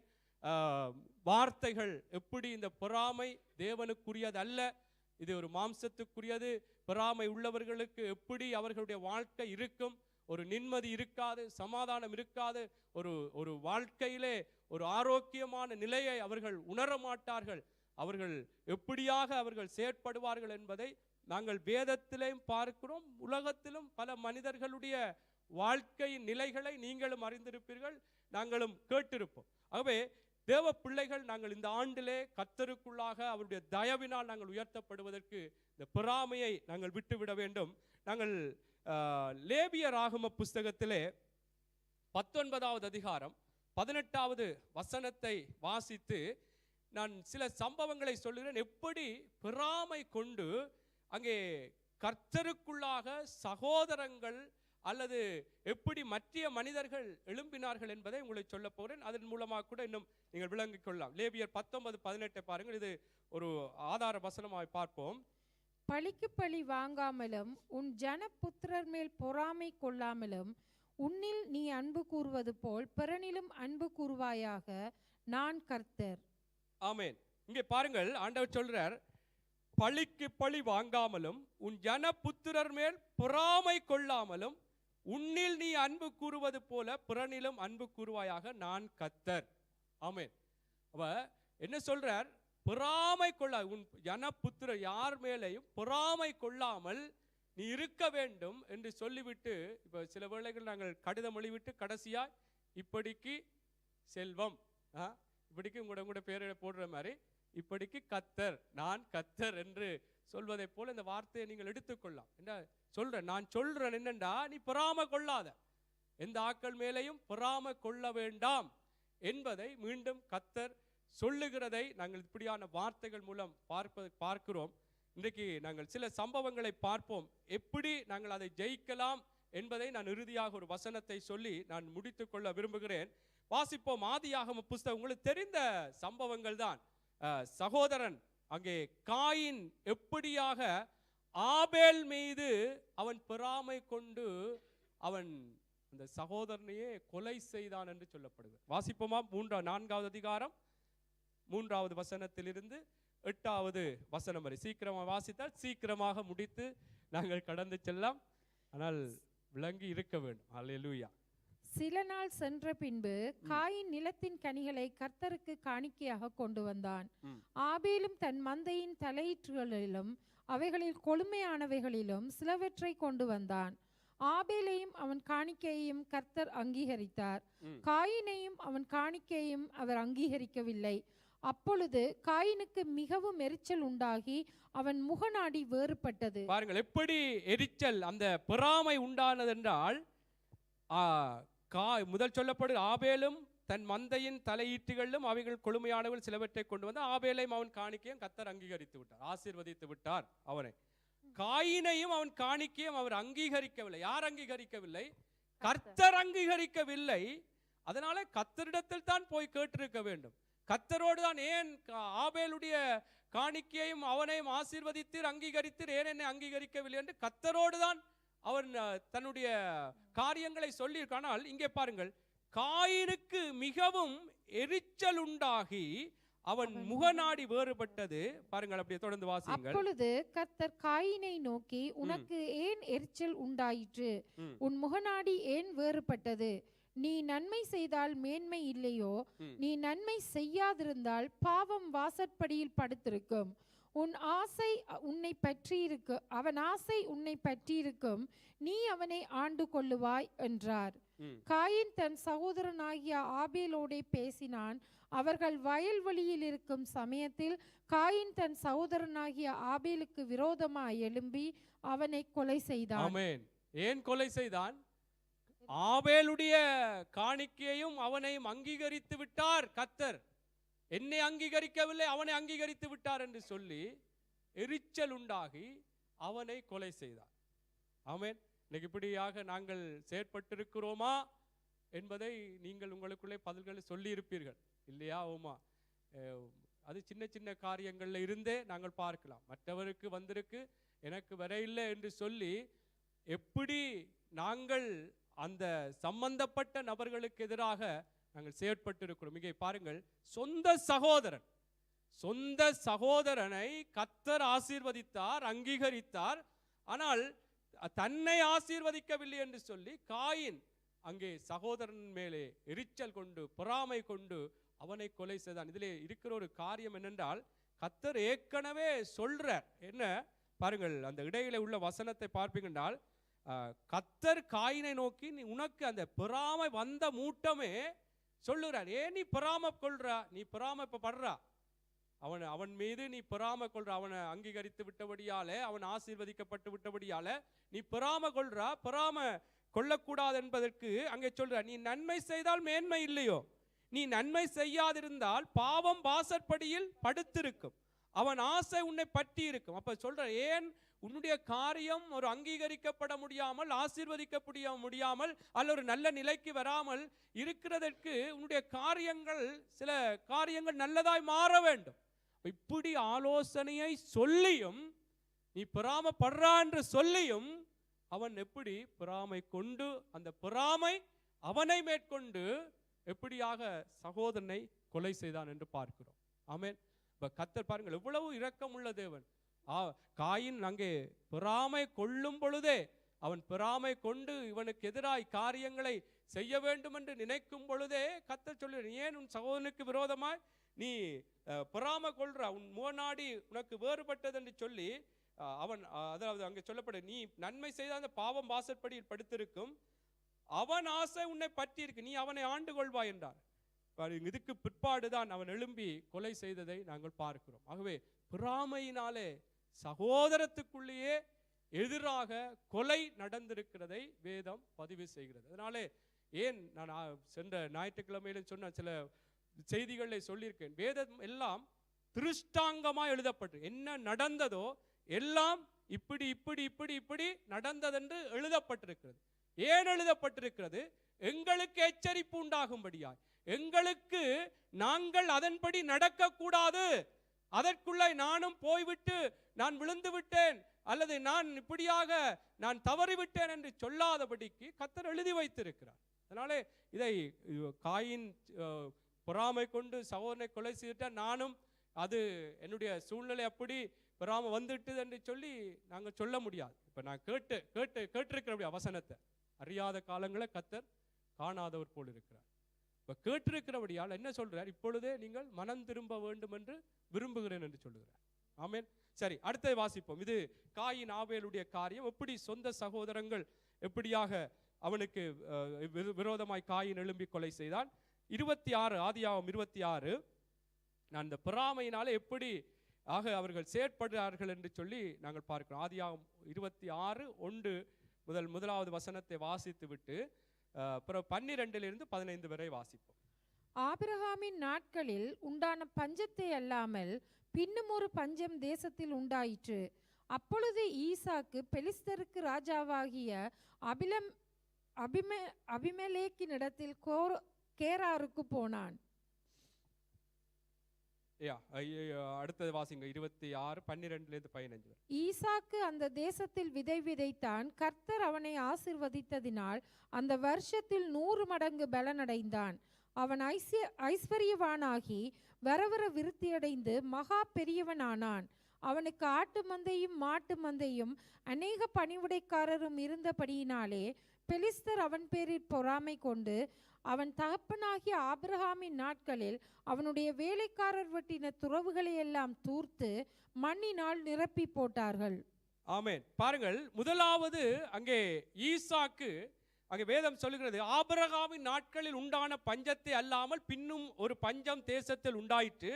அப்பொழுது ஈசாக்கு பெலிஸ்தருக்கு ராஜாவாகி அபிமெலேக்கு இடத்தில் கேராருக்கு போனான். அடுத்த வசனம் சொல்லு, கர்த்தர் அவனுக்கு தரிசனமாகி, நீ எகிப்துக்கு போகாமல் நான் உனக்கு சொல்லும் தேசத்தில் குடியிரு, இந்த தேசத்தில் வாசம் பண்ணு, நான் உன்னோடு இருந்து உன்னை ஆசீர்வதிப்பேன், நான் உனக்கும் உன் சந்ததிக்கும் இந்த தேசங்கள் யாவையும் தந்து உன் தகப்பனாகிய ஆபிரகாமுக்கு நான் இட்ட ஆணையை நிறைவேற்றுவேன் என்று சொல்லி அங்கே அவன் எகிப்து தேசத்துக்கு, அந்த அவன் இருந்த தேசத்திலே பஞ்சம் வந்த பொழுது, எகிப்து தேசத்துக்கு போக புறப்பட்ட பொழுது கர்த்தர் தரிசனமாகி, நீ எகிப்துக்கு போகாமல் இந்த தேசத்திலே இருந்து நீ குடியிரு என்று சொன்ன பொழுது அவன் குடியிருந்து அந்த பஞ்ச நாட்களிலே கர்த்தருடைய வார்த்தையின் பிரகாரம் நாங்கள் வாசித்தது போல அவன் ஈசாக்கு அந்த தேசத்திலே விதை விதைத்தான். பஞ்சம் அதிகரிக்க அங்கே இருந்து கொண்டிருந்த அந்த நேரத்திலே கர்த்தர் சொன்னார், நீ இங்கே இரு, போக வேண்டாம், இங்கே இரு, உன்னை ஆசீர்வதிப்பேன் என்று சொன்ன பொழுது அவன் என்ன செய்தான்? அங்கே இருந்து விதை விதைத்தான். கர்த்தர் அவனை ஆசீர்வதித்தார். அந்த வருஷத்தில் 100 மடங்கு பலன் அடைந்தான். இதை யார் பார்த்ததென்றால் அபிமெலேக்கும் அங்கே அவனோடு இருந்த அந்த மனுஷரும் பார்த்தார்கள். எப்படி இந்த பஞ்ச நேரத்திலும் இவன் எப்படி ஆசீர்வதிக்கப்பட்டவனாய் மாறிவிட்டான், அங்கே அவன் ஐஸ்வர்யவனாகி வர வர விருத்தி அடைந்து பெரியவனாய் மாறினான் என்று இதில் சொல்லப்பட்டது. இதை பார்த்த அந்த அபிமெலேக்கு, அங்கே இருந்த அந்த ராஜா, எப்படி இவனுடைய அந்த உயர்விலே சந்தோஷப்படாமல், அந்த உயர்வுக்கு என்ன காரணம் என்று சொல்லி அதை அறிந்து தாங்களும் அந்த இருக்கிற பஞ்ச நிலைமைகளை போக்குவதற்கு அல்லது தங்களுடைய குறைகளை நீக்குவதற்குரிய ஒரு ஆலோசனையை கேட்டுக்கொள்ளாமல் இவன் என்ன செய்தான்? எங்களுக்கு இல்லை, எங்களுக்கு பஞ்சமா இருக்கிற, எங்களுக்கு கஷ்டமா இருக்கு, இவனுக்கு இப்படி ஆசீர்வாதம் வருகிறதே என்று சொல்லி இவனுடைய அந்த ஆசீர்வாதத்தின் மேல் பொறாமை கொண்டு அவன் எப்படி என்னென்ன காரியம் ஆசீர்வதிக்கப்படும்படியாக அவன் செயற்படுத்தினானோ அதற்கு விரோதமாய் செயற்பட்டார்கள். பாருங்கள், அதில் சொல்லப்படும் அவன் தகப்பனாகிய அங்கே ஐஸ்வர்யவனாகி வர வர விருத்தி அடைந்தான், மகா பெரியவனானான். அவனுக்கு ஆட்டு மந்தையும் மாட்டு மந்தையும் அநேக பணிவிடைக்காரரும் இருந்தபடியினாலே பெலிஸ்தர் அவன் பேரில் பொறாமை கொண்டு, பெலிஸ்தர், ஆமென், பெலிஸ்தர் அவன் பேரில் பொறாமை கொண்டு அவன் தகப்பனாகிய ஆபிரகாமின் நாட்களில் அவனுடைய வேலைக்காரர் வெட்டின துறவுகளை எல்லாம் தூர்த்து மண்ணினால் நிரப்பி போட்டார்கள். ஆமென். என்ன இதற்கு காரணம்? பொறாமை என்றால், பொறாமை ஏன் இவர்களுக்கு வந்தனால் தங்களுக்கு ஒரு ஆசிரியர் அந்த நாட்களில் வேதம் சொல்லுகிறது, பஞ்சம் இப்படியா நிலைமையில் தான் ஈசாக்கு எகிப்துக்கு புறப்பட வலிக்கிறார். அந்த நேரத்தில் கர்த்தர் இரு, நீ ஆசீர்வதிப்பேன் என்று சொல்லி கர்த்தர் ஆசீர்வதித்த அந்த ஆசீர்வாதத்தை பார்த்து இந்த பெலிஸ்தர் பொறாமை கொண்டு அவனுக்கு எதிராக செயற்பட்டார். ஆமென். இன்றைக்கும் இப்படி இந்த வார்த்தைகள் எங்களை வைத்து பார்ப்போம். கர்த்தருக்குள்ளாக எங்களுக்கு எதிராக சில வேளைகளில் பொறாமை கொண்டு எங்களுக்கு எங்களுடைய அந்த ஆசீர்வாதத்தை தடை பண்ணும்படியாய், அந்த ஆசீர்வாதத்திலே நாங்கள் மகிழ விடாதபடிக்கு அங்கே அநேகர் எழும்பி பல விதங்களிலே தடை பண்ண, இதெல்லாம் பொறாமையினாலே செய்கிற ஒரு காரியம். ஆமென். அவை நானும் நீங்களும் பொறாமை கொண்டு மற்றவர்களுடைய ஆசீர்வாதங்களுக்கு எதிராகவும் செயற்படக்கூடாது. மற்றவர்கள் செயற்படும் பொழுது இவைகளை இனங்கண்டு கொள்ள வேண்டும். இவர்களுக்கு விருப்பம் இல்லை, நான் ஆசீர்வாதமாய் இருக்கிறது, நான் சந்தோஷமாய் இருக்கிறது, நான் ஒரு நல்ல நிலைமைக்கு வருகிறது அல்லது ஒரு நல்ல காரியத்தை நான் பெற்றுக்கொண்டது இவர்களுக்கு சந்தோஷம் இல்லை. அதனால அவர்கள் அதற்கு விரோதமாகவே பேசுகிறார்கள், செயற்படுகிறார்கள் என்று சொல்லி நீங்கள் இவர்களுக்குள்ளே இப்படி ஒரு பொறாமையின் சுபாவம் இருக்கிறது என்பதை இனங்கண்டு கொள்ள வேண்டும். ஆமென். என்றால் அப்படிப்பட்டவர்களுக்கு முன்னிற்கத்தக்கவன் யார்? பொறாமை உள்ளவர்களுக்கு உள்ளவனுக்கு எதிராக முன் நிற்கத்தக்கவன் யார்?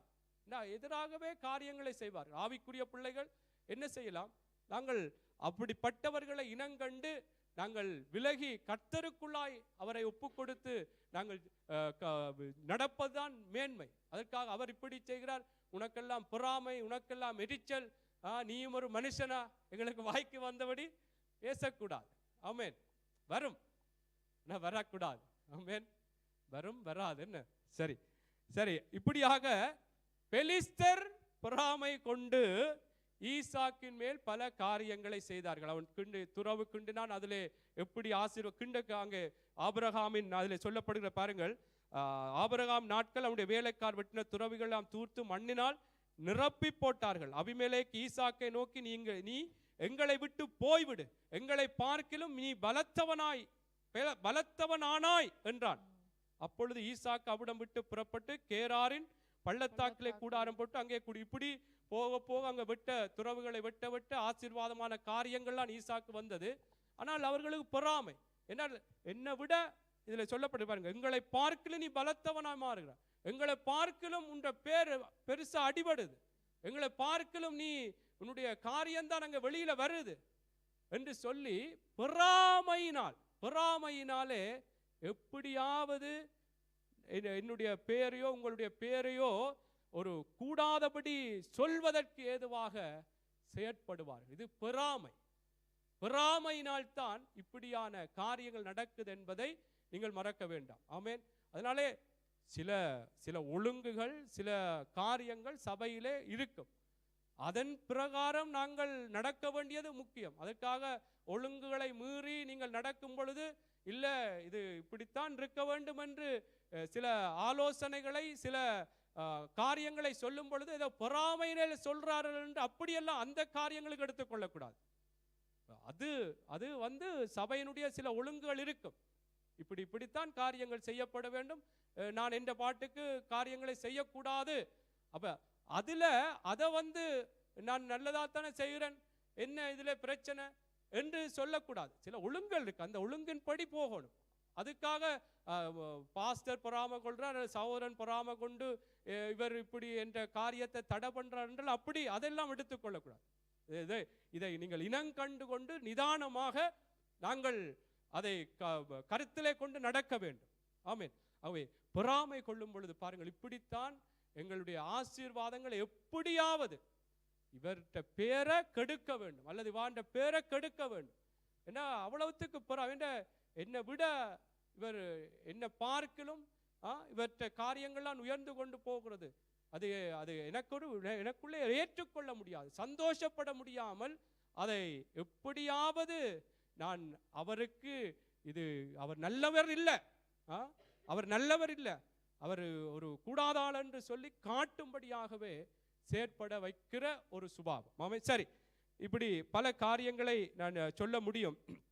வேதத்திலே பல மனிதர்களுடைய காரியங்கள் இருக்கிறது. யோசேப்பின் மீது நான் சில சம்பவங்களை நான் வசனம் சொல்றேன், நீங்கள் எழுதி கொள்ளுங்கள், வீட்டிலே போய் வாசிக்கலாம். ஆதியாகம புஸ்தகம் 37வது அதிகாரம் 6வது வசனத்திலிருந்து 11வது வசனம் வரைக்கும் நீங்கள் அல்லது 37வது அதிகாரத்தை நீங்கள் வாசிக்கும் பொழுது யோசேப்பின் மீது அவனுடைய சகோதரர்கள் பொறாமை கொண்டார்களாம். ஏன் பொறாமை கொண்டார்கள்? அவனை கர்த்தர் ஆசீர்வதிப்பேன், அவனை உயர்த்துவேன் என்று சொல்லி கர்த்தர் தரிசனம் கொடுத்து அவனை வழிநடத்தின பொழுது, அந்த சொற்பனத்தை கொடுத்த பொழுது அதை அங்கே சகோதரர்களுக்கும் தகப்பன் மத்தியிலும் அதை பகிர்ந்து கொண்ட பொழுது, எங்களை விட நீ பெரியவனாக போகிறியோ என்ற அந்த சிந்தனையிலே, அந்த எண்ணத்திலே யோசேப்பின் மீது பொறாமை கொண்டு அவனுக்கு எதிராக, என்றால் இவன் சொல்லுகிறான், நீங்கள் எல்லாம் என்னை சுற்றி நின்று என்னை வணங்குவீர்கள், இப்படி பல காரியங்களை அங்கே அந்த தரிசனத்திலே சொற்பனத்திலே கர்த்தர் சொன்னார் அல்லது வெளிப்படுத்தினார் என்று சொல்லி சொன்ன பொழுது இவர்கள் அதை ஏற்றுக்கொள்ள முடியவில்லை.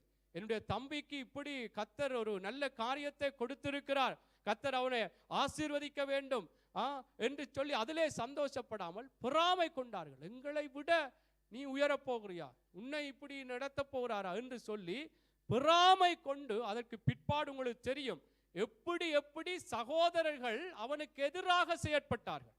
குழியிலே போட்டார்கள், இஸ்மவேலருடைய கையிலே அங்கே விற்று போட்டார்கள். இப்படி பல காரியங்களுக்குள்ளாக அந்த சகோதரர்கள் அவனை ஒரு பொறாமை கொண்டு செயற்பட்டார்கள் என்று சொல்லி நாங்கள் பார்க்கிறோம்.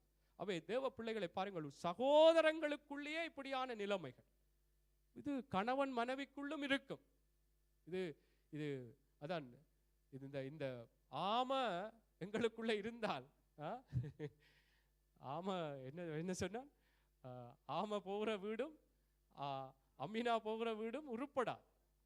ஆமே. அப்ப இந்த ஆம சில வேளை எங்களுக்கு தெரியாம உள்ளுக்குள்ள இருக்கும், இதை அகற்ற வேண்டும். அதைத்தான் நான் சொல்லுகிறேன், எனக்கும் சேர்த்து தான் சொல்றேன். கர்த்தருடைய வார்த்தை என்னையும் சீர்படுத்தணும், அந்த வார்த்தை அந்த பட்டயம் என்னையும் சரிப்படுத்த வேண்டும், என்னையும் உருவாக்க வேண்டும், இந்த பொறாமையை விட்டு அகற்ற வேண்டும். அப்ப சகோதரர்கள் மீது எப்படி இந்த சகோதரன் யோசேப்பின் மீது அந்த சகோதரர்கள் பொறாமை கொண்டு காரியங்களை, பொறாமை வந்தால் பகை ஆட்டோமேட்டிக்கா வரும். அது பகைப்பார்கள், பகைக்க வெளிக்கிடுவார்கள்.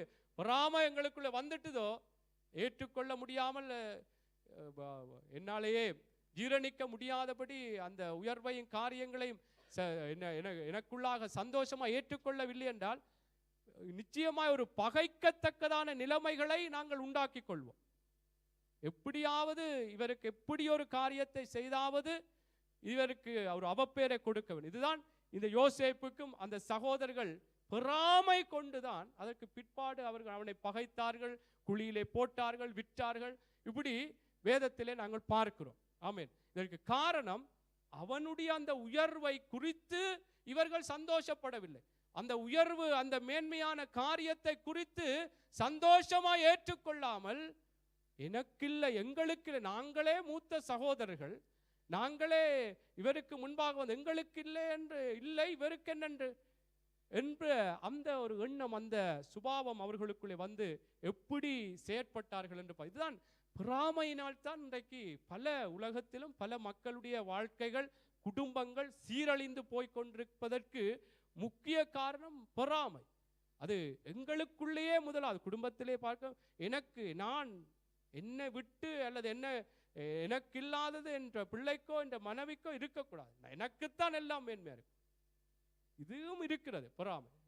அப்படி இல்லை என்று அநேக பெற்றார்கள், நான் இல்லாவிட்டு என்ற பிள்ளை நல்லபடியா வளர வேண்டும், நல்ல இடத்துக்கு வர வேண்டும் என்றால் அநேக பிள்ளைகள் பெற்றார்கள் பிள்ளைகளை குறித்து இருக்கிற எண்ணங்கள்.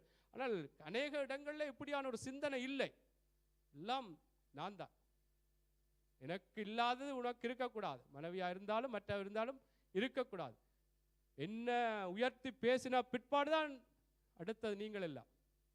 இது ஒரு பொறாமையின் ஒரு அனுபவம், ஒரு சுபாவம். அதனாலே தேவ பிள்ளைகளை இந்த பொறாமையிலிருந்து நாங்கள் விடுபட வேண்டும் என்ற தேவ தயவங்களை உயர்த்த வேண்டும். பாருங்கள், ராகேலுடைய காரியத்தை குறித்து சொல்லி நான் சீக்கிரமா ஒரு விடயத்தை சொல்லி முடித்துக் கொள்கிறேன். ஆதியாகமம் புஸ்தகம் 30வது அதிகாரம் 1வது வசனத்தை வாசி.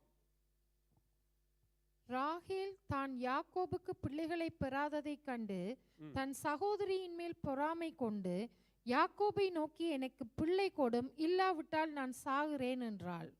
ஆமென். என்ன இங்க பாருங்கள், ராகேல் தன் யாக்கோப்புக்கு பிள்ளைகளை பெறாததை கண்டு யார் மேல பொறாமை கொண்டா? சகோதரி மேல். சகோதரங்களை குறிச்சா சொல்லி பார்த்து கொண்டோம். நிச்சயமா குடும்பத்துக்குள்ள இந்த பொறாமை என்ற காரியம் எப்படி தலைவிரித்து ஆடுகிறது என்பதை நாங்கள் சின்ன சின்ன காரியங்கள் பிள்ளைகளுக்குள்ளேயே பார்க்க முடியும். அது சின்ன பிள்ளைகளா இருந்தாலும் அவர்களுக்கு அதற்குரிய ஒரு அறிவு வரவில்லை என்று நாங்கள் நினைக்கிறோம்.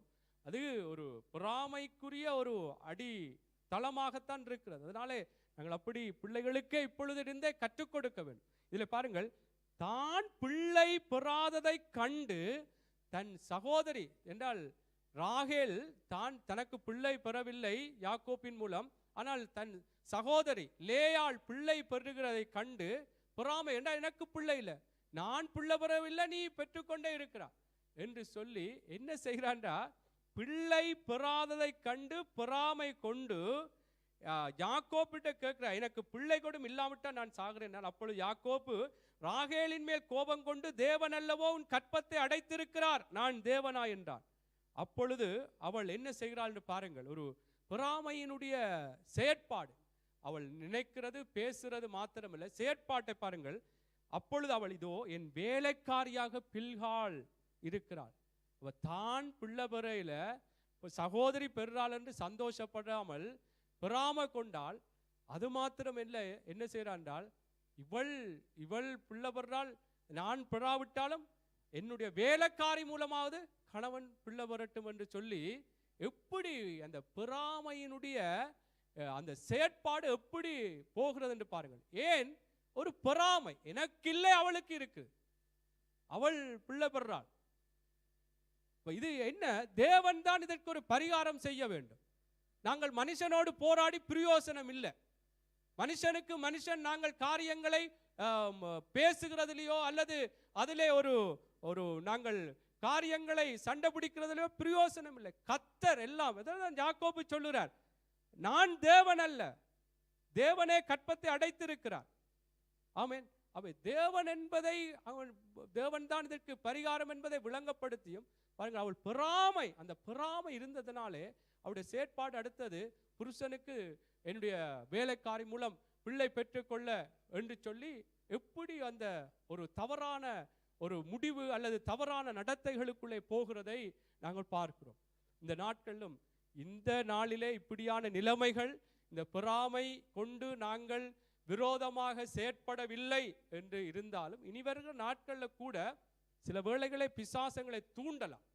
பொறாமை கொண்டு எப்படியாவது இவருக்கு எதிராய் காரியங்களை செய்ய வேண்டும், இவரை வெட்கப்படுத்த வேண்டும், நான் ஒரு என்னாலே முடியும் என்பதை காட்ட வேண்டும் என்று சொல்லி நாங்கள் பல விதங்களிலே தவறாக நாங்கள் செயற்பட பிசாசு தூண்டுவான். அதனாலே நாங்கள் பொறாமை கொள்ள வேண்டாம். இதுவரைக்கும் சிலவள் அப்படியான காரியங்களுக்குள்ளே போயிருந்தால் பொறாமை கொண்டு மற்றவர்கள் மீது மற்றவர்களுடைய சந்தோஷங்களை நல்ல காரியங்களை ஏற்றுக்கொள்ளாமல் நாங்கள் பொறாமை கொண்டு இன்றைக்கு எதிராக பல விடயங்களை செய்து கொண்டிருப்போமா இருந்தால் இன்றைக்கு மனம் திரும்பி ஆண்டவரிடத்தில் எங்களை ஒப்பு கொடுக்க வேண்டும்.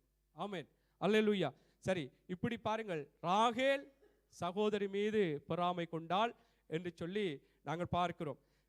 நான் சொன்னது போல சவுல் எப்படி தாவீதின் மேலே பொறாமை கொண்டு அவனுக்கு எதிராக செயற்பட்டான். எல்லாம் சம்பவங்கள் எப்படி சூழ்நிலை என்பதைத்தான் நாங்கள் பார்க்க வேண்டும்.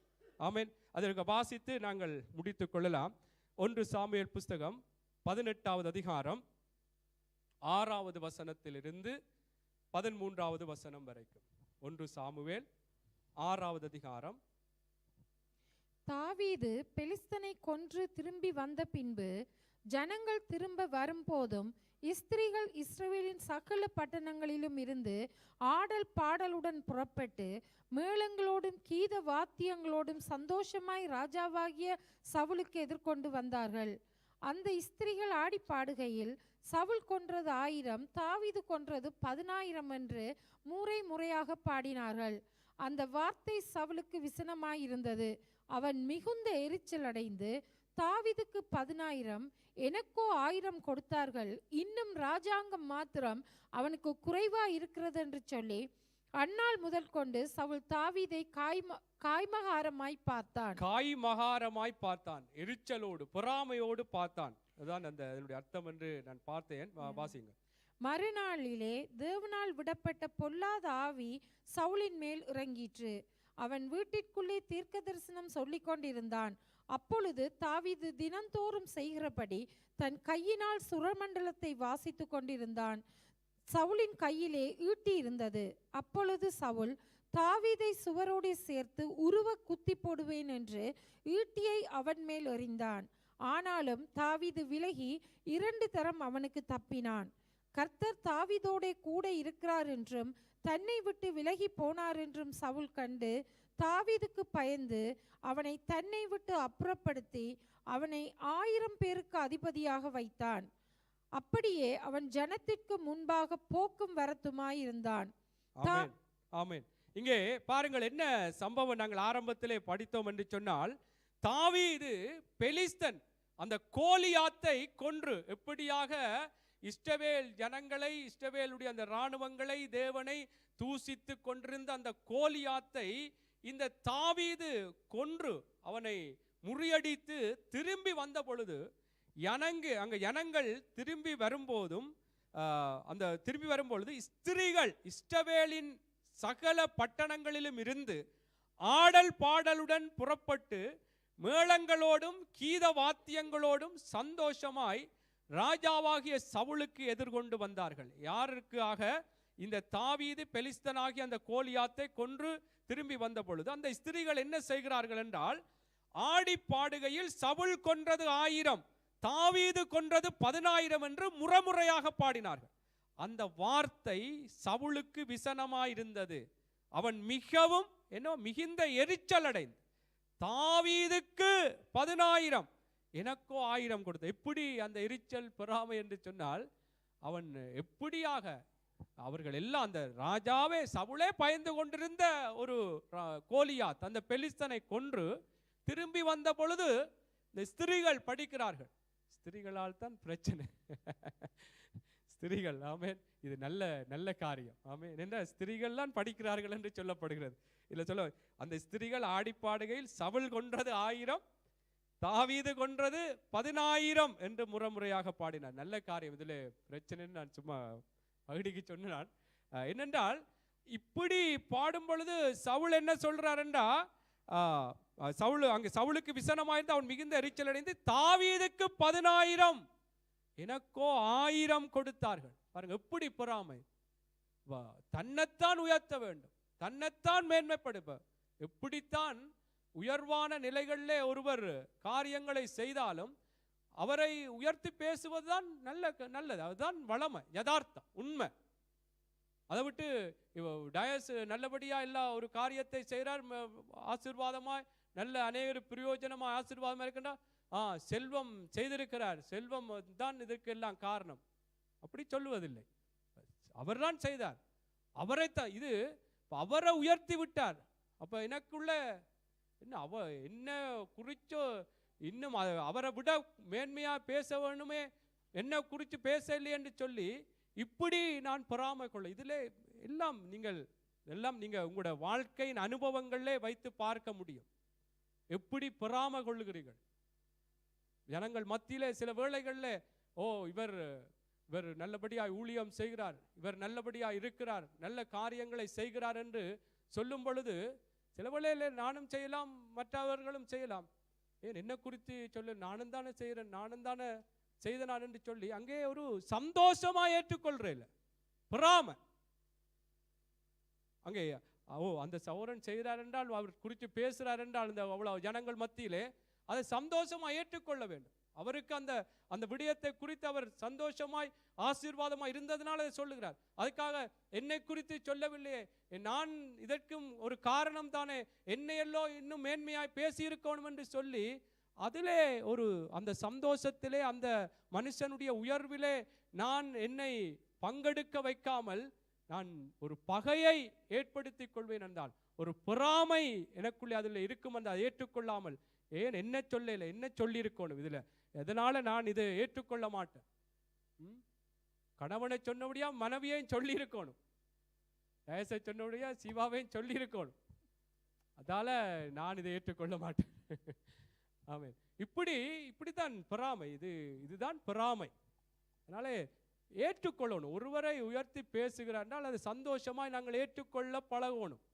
அதை சந்தோஷமாய் கர்த்தருக்கு மகிமை செலுத்தி, ஆண்டவரே அப்படியாய் அந்த சகோதரனை உயர்த்தி இருக்கிறீர், நன்றியப்பா, அடியேனுடைய ஊழியங்களும் ஆண்டவரே ஆசீர்வாதமாய் மாற வேண்டும், அல்லது அடியேனுடைய காரியங்களும் ஆசீர்வாதம், அப்படித்தான் நாங்கள் பார்க்க வேண்டும். இதற்காக சவுலை சொன்னது போல என்ன, அவள்தான் கோலியாத்தை விழுத்தி எவ்வளவோ ஒரு பயமுறுத்தி கொண்டிருந்த அந்த மனுஷனை ஒருவருமே கிட்ட போக முடியாதபடி பயந்து ஒளித்து கொண்டிருந்த அந்த நேரங்களில் எல்லாம் இந்த கோலியாத்தை எப்படி தாவீது போய் விழுத்தி விட்டு வந்த பொழுது அவர்கள் படித்தார்கள்.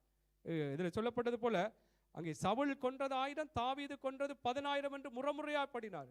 இதனாலே இந்த சவுல் எப்படி எரிச்சல் அடைந்து காய்மாகாரமாய் பார்த்தான் என்று பார்க்கிறோம். ஆகவே இப்படித்தான் இந்த சம்பவங்கள் எல்லாம் எங்களுடைய வாழ்க்கையிலே நாங்கள் வைத்து பார்க்கணும். எங்களுடைய எந்த நிலையிலே நாங்கள் பொறாமை கொள்ளுகிறோம், அல்லது எங்களுக்கு பொறாமையை படத்தக்கதான் எண்ணம் வருகிறதா, மற்றவர்கள் உயர்த்த. சில பேர் அதான் வேதத்திலே நீங்க பார்ப்பீங்கன்றால், இயேசுவை கூட பொறாமையினால் தான் அவர்கள் கொலை செய்யும்படியாக ஒப்பு கொடுத்தார்கள் என்று சொல்லி பிரதான ஆசாரியர்கள் அங்கே பரிசேயர்களை குறித்து சொல்லப்படுகிறது. பொறாமையினால் என்றால் அவருடைய கீர்த்தி, அவருடைய காரியங்கள் அங்கே மேலோங்கி கொண்டு போன பொழுது இந்த பிரதான ஆசாரியர்களால் அவர்களுக்கு அதை ஏற்றுக்கொள்ள முடியாதபடி, அவர் அந்த இயேசுனுடைய காரியங்களை சந்தோஷமாய் ஏற்றுக்கொள்ள முடியாமல், அதற்கு விட்டு கொடுக்க முடியாமல், அவர்கள் பொறாமையினாலே அங்கே இயேசுவை கூட கொலை செய்யும்படியாக ஒப்பு கொடுத்தார்கள் என்று வேதத்திலே சொல்லப்படுகிறது. ஆமென். அவை தேவனுடைய பிள்ளைகளே, நாங்கள் பொறாமை கொள்ளக்கூடாது. நீங்கள் தானியேலை குறித்து கூட நீங்கள் பார்க்கலாம். தானியேலும் உயர்த்தப்பட்ட ஒரு நிலையில இருந்த பொழுது அவனிடத்திலே எந்த விதத்திலும் குற்றம் பிடிக்கிறதற்கு எந்த ஒரு காரியம் இல்லை என்று வேதம் சொல்லுகிறது. ஆனாலும் அவனை குற்றம் பிடிக்கும்படியாய் அவன் மீது ஒரு பொறாமை கொண்டு, என்றால் அவன் எல்லாம் பெரியவனாய் எல்லா காரியங்களிலும் அவன் காரிய சித்தி உள்ளவனாய் காணப்பட்டு கொண்டிருக்கிறான். ஆனால் அங்கே இருக்கிறவர்களுக்குள்ளே ஒரு பொறாமை. இவன் எல்லாத்திலையும் அவன் மேன்மையாகவே இருக்கிறான், அதை சந்தோஷமாய் அவனுக்கு பின்பாக போவோம் என்று சொல்லி போகாமல் பொறாமை கொண்டு ஒரு சட்டத்தை இயற்றி சிங்கக்கவிக்குள்ளே போட்டார்கள் என்று சொல்லப்படுது. பாருங்கள், பொறாமை எப்படி காரியங்களை நடப்பிக்கிறது என்று பாருங்கள். இன்றைக்கு எனக்குள்ளும் உங்களுக்குள்ளும் ஒரு பொறாமை, ஒரு நியாயம் இல்லாமல் எங்களுக்குள்ளே ஒரு பொறாமை வருமாயிருந்தால், பொறாமைக்கு நியாயம் வராது. நியாயம் என்றது சில காரியங்களை கதைத்து பேசுகிறது வேறு. நான் சொன்னது போல சில ஒழுங்குகள் இருக்கும், அதை மீறி நடக்கும் பொழுது நாங்கள் வந்து சில காரியங்கள் இப்படித்தான் செய்ய வேண்டும் என்று சொல்வது பொறாமை அல்ல, அது ஒழுங்கு. நல்லா செய்து கொண்டிருப்பீங்க, நல்ல காரியங்கள் வெளிப்பட்டு கொண்டிருக்கும். ஆனால் சில ஒழுங்குகள் இப்படி இருக்கணும் என்று சொல்லும் பொழுது அதை ஏற்றுக்கொண்டு நடக்கும், அதிலே பொறாமை அல்ல, இப்படி ஒழுங்கு, அதை சந்தோஷமாய் சொல்லுவார்கள். இதெல்லாம் பொறாமைப்படுறார்கள் என்று சொல்லக்கூடாது. அவை தயவு செய்து தேவனுடைய பிள்ளைகளே, நாங்கள் தயவினால் உயர்த்தப்பட எல்லாம் எழுந்திருப்போம். தயவினால் உயர்த்தப்படும்படிக்கு நாங்கள் கர்த்தருக்குள்ளாக இந்த பொறாமை என்ற இந்த சுபாவத்தை நாங்கள் விட்டுவிட வேண்டும். அங்கே கலாத்தியர் புஸ்தகத்திலே 1 பேதுரு புஸ்தகத்திலே 2வது அதிகாரம் 3வது வசனத்தை வாசித்து நாங்கள் முடித்து கொள்ளலாம். அப்படி எழுந்திருந்து நாங்கள் வாசிப்போம். 1 பேதுருவின் புஸ்தகம் 2வது அதிகாரம் 3வது வசனத்தை. 1 பேதுருவின் புஸ்தகம். நீங்கள் வளரும்படி புதிதாய் முதலாக இருந்து வாசிங்க, முதலாவது வாசகம். இப்படி இருக்க கர்த்தர் தயையுள்ளவர் என்பதை நீங்கள் ருசித்து பார்த்தது உண்டானால் சகல துர்க்குணத்தையும் சகலவித கபடத்தையும் வஞ்சகங்களையும் பொறாமைகளையும் சகலவித புறங்கூறுதலையும் ஒழித்துவிட்டு நீங்கள் வளரும்படி புதிதாய் பிறந்த குழந்தைகளைப் போல திருவசனமாகிய களங்கமில்லாத ஞானப்பாலின் மேல் வாஞ்சியாயிருங்கள். ஆமென், அல்லேலூயா. ஆகவே என்ன செய்ய வேணும்? இதில் சொல்லப்படுகிறது, கர்த்தர் தயை உள்ளவர் என்பதை நீங்கள் ருசி பார்த்தது உண்டானால். கர்த்தர் தயவுள்ள தேவன், தயவின் ஆண்டிலே கர்த்தர் எங்களை உயர்த்துவார் என்பதை நாங்கள் பல விதங்களிலே இன்றைக்கு அனுபவித்துக் கொண்டு வருகிறோம், ருசி பார்த்து கொண்டு வருகிறோம். அந்த அடிப்படையிலே நாங்கள் இன்றைக்கு என்னத்தை ஒழித்து விட வேண்டும்? பொறாமையை. இதில் காரியம் சொல்லப்படுகிறது, அதில் ஒரு விடயத்தை இதில் சொல்றேன். சகல துர்க்குணம் சகல கபடம் வஞ்சகம் பொறாமை சகலவித புறங்குறல் ஒழித்து விட வேண்டும் சொல்லப்படுகிறது. அப்ப பொறாமையை ஒழித்து விட்டு என்ன செய்ய வேண்டும் என்றால், நாங்கள் வளர வேண்டும், நாங்கள் உயர வேண்டும், நாங்கள் ஆசீர்வதிக்கப்பட வேண்டும். அதற்காக என்ன செய்யணும்? புதிதாய் பிறந்த குழந்தைகளைப் போல திருவசனமாகிய களங்கமில்லாத ஞானப்பாலின் மேல் வாஞ்சியாய் இருக்க வேண்டும். கர்த்தருடைய வார்த்தையிலே ஆலோசனையிலே நாங்கள் வாஞ்சியாய் இருக்கும் பொழுது அதற்கு எங்களை நாங்கள் ஒப்பு கொடுப்போம். நிச்சயமாய் கர்த்தர் அந்த வார்த்தையின் பிரகாரம், அந்த சத்தியம் அது உண்மையா இருக்கிறபடினால் அந்த உண்மை உள்ள சத்தியம் நிச்சயமாக எங்களுடைய வாழ்க்கையில நன்மைகளை வெளிப்படுத்தும். ஆமென். அதனாலே தேவ பிள்ளைகள் எல்லாரும் நாங்கள் உங்களை ஒப்பு கொடுப்போமா? எங்களை ஒப்பு கொடுப்போமா? இன்றைக்கு நாங்கள் கேட்ட இந்த ஆலோசனைகள் எங்களுடைய வாழ்க்கையிலே பல விதங்களிலே எங்களுக்கு வந்திருக்கிறது. இந்த பொறாமை வந்திருக்கிறது, எனக்கும் வந்திருக்கிறது, உங்கள் எல்லாருக்கும் நிச்சயமாய் இருந்திருக்கும். அது குடும்பத்திலே கணவனுக்கு எதிராய் அல்லது மனைவிக்கு எதிராய், பிள்ளைகளுக்கு எதிராய், குடும்ப உறவுகளுக்குள்ளே அல்லது சக விசுவாசிகளுக்குள்ளே, ஊழியர்களுக்குள்ளே, மற்ற வேலையிடங்கள்ல கூட எங்களுக்கு நிச்சயமாய் பல விதங்களிலே பொறாமை வந்திருக்கும். வெளி இடங்கள்ல கூட பல மனுஷர்களை பார்க்கும் பொழுது அவனுக்கு எல்லாம் இப்படி இருக்கிறது எனக்கு இல்லை என்று சொல்லி இப்படியான அந்த பொறாமைக்குரிய வரவிலக்கணங்களை பார்த்தோம். அல்லது அவனுக்கு எனக்கு இல்லை அவனுக்கும் இல்லை அதனாலே சந்தோஷம் என்றதும் ஒரு பொறாமைதான் என்று சொல்லி நாங்கள் பார்த்தோம். இப்படி பல விடயங்கள் எங்களுக்கு இருந்திருக்கும். எல்லாரும் நாங்கள் ஒப்பு கொடுப்போமா? ஆண்டவரே, இந்த நாளிலும் அப்பா இந்த பொறாமையை குறித்து தகப்பனே எங்களோடு நீர் பேசினீரப்பா. இந்த பொறாமை மாம்சத்துக்குரியது, அது இருளுக்குரியது. ஆண்டவரே, இது சத்துருவினுடைய ஒரு ஆயுதமாய் இருக்கிறது என்பதை கர்த்தாவே என்ற நாளில் நாங்கள் பார்த்தோம் ஐயா. நாங்கள் ஆண்டவரே யாருடைய உயர்வையும் யாருடைய பேரும் ஆண்டவரே புகழும் சந்தோஷங்களும் சமாதானங்களும் ஆசீர்வாதங்களும் ஆண்டவரே எனக்குள்ளே ஒரு பொறாமையை ஆண்டவரை ஏற்றுக்கொள்ள முடியாதபடி எனக்குள்ளே வராதபடி அதிலே சந்தோஷப்பட்டு அவர்களை இன்னும் ஆசீர்வதிக்க வேண்டும், அவர்களுக்குள்ளாக இன்னும் கர்த்தரின் பெரிய காரியங்களை செய்ய வேண்டும் என்ற அந்த எண்ணமே எங்களுக்குள்ளே வர வேண்டும் ஐயா. புதிதாய் பிறந்த அந்த குழந்தைகளைப் போல ஞானப்பாலாகிய உம்முடைய வார்த்தையின் பிரகாரம் எங்களை ஒப்பு கொடுத்து கர்த்தாவே நீர் எங்களை உயர்த்துவீரப்பா. எங்களுக்கு நீர் ஆண்டவரை வாக்குத்தத்தம் பண்ணி இருக்கிறீர். ஓ, இந்த ஆண்டிலே என்னை உயர்த்துவீர் என்று, தயவினால் உயர்த்துவேன் என்று சொல்லினீரப்பா. நிச்சயமாய் என்னையும் உயர்த்துவீரப்பா. அந்த சகோதரனை உயர்த்தின தேவன், அந்த சகோதரியை உயர்த்தின தேவன், அந்த பிள்ளைகளை ஆண்டவரே, அந்த சபையை ஆண்டவரே, அந்த மக்களை உயர்த்தின தேவன். ஐயா, நீர் என்னையும் உயர்த்துவீரப்பா என்று சொல்லி தேவ பிள்ளைகளே, அப்படியான ஒரு மனப்பக்குவம் எனக்குள்ளே வர வேண்டும் என்று சொல்லி ஆண்டவரிடத்திலே கேட்போமா? கர்த்தர் நிச்சயமா எங்களுக்கு அந்த பலனை தருவார். ஆமென். அங்கே பவுல் சொன்னது போல, என்னை பலப்படுத்துகிற இயேசு கிறிஸ்துவினாலே எனக்கு எல்லாவற்றையும் செய்ய எனக்கு பலன் உண்டு என்று சொன்னது போல, கர்த்தருடைய அந்த அபிஷேகம் நிச்சயமாய் இந்த நாளில் நாங்கள் எடுக்கிற அந்த தீர்மானத்துக்கு கர்த்தர் எங்களுக்கு உதவி செய்வார். நாங்கள் பொறாமை கொள்ளாதபடிக்கு வேதத்திலே பல சம்பவங்கள் பார்த்தோம். எப்படி காயின் பொறாமை கொண்டான், யோசேப்பின் மீது சகோதரர்கள் பொறாமை கொண்டான், ஈசாக்கின் மீது அந்த பெலிஸ்தர்கள் பொறாமை கொண்டார்கள். இப்படியாய் ராகேல் எப்படி லேயாள் மீது பொறாமை கொண்டான், சவுல் எப்படியாய் தாவீதின் மீது பொறாமை கொண்டான், இயேசுவின் மீது எப்படி பிரதான ஆசாரியர்கள் பரிசேயர்கள் பொறாமை கொண்டார்கள் என்று நாங்கள் பார்த்தோம். ஐயா, தானியேல் மீது எப்படி அங்கே இருந்த அந்த பிரதானிகள் பொறாமை கொண்டு சிங்க கெபிக்குள்ளேயே போட்டார்கள் என்று பார்க்கிறோம். அப்பா, இந்த நாட்கள் இப்படியாக நாங்கள் எங்களுக்குள்ளே ஆண்டவரே பொறாமைகள் வந்து ராஜா எவ்வளவோ பகைகளை ஆண்டவரே எங்களுக்குள்ளே எடுத்துக்கொண்டு பல ஆண்டவரே சூழ்ச்சிகள், ஆண்டவரே எதிரான காரியங்களை செய்திருக்கிறோம். எங்களை மன்னித்துக் கொள்ளுங்கப்பா, எங்களை மன்னித்துக் கொள்ளுங்கப்பா. ஆண்டவரே, நான் பொறாமை கொண்டு ராஜா இனிமேலும் யாருக்கும் எதிராக ஆண்டவரே யாரையும் ஆண்டவரே வேதனைப்படுத்தாதபடி ராஜா உம்முடைய வார்த்தையின் பிரகாரமே நாங்கள் நடக்கப்பா எங்களுக்கு உதவி செய்யுங்கப்பா, எங்களுக்கு உதவி செய்யுங்க.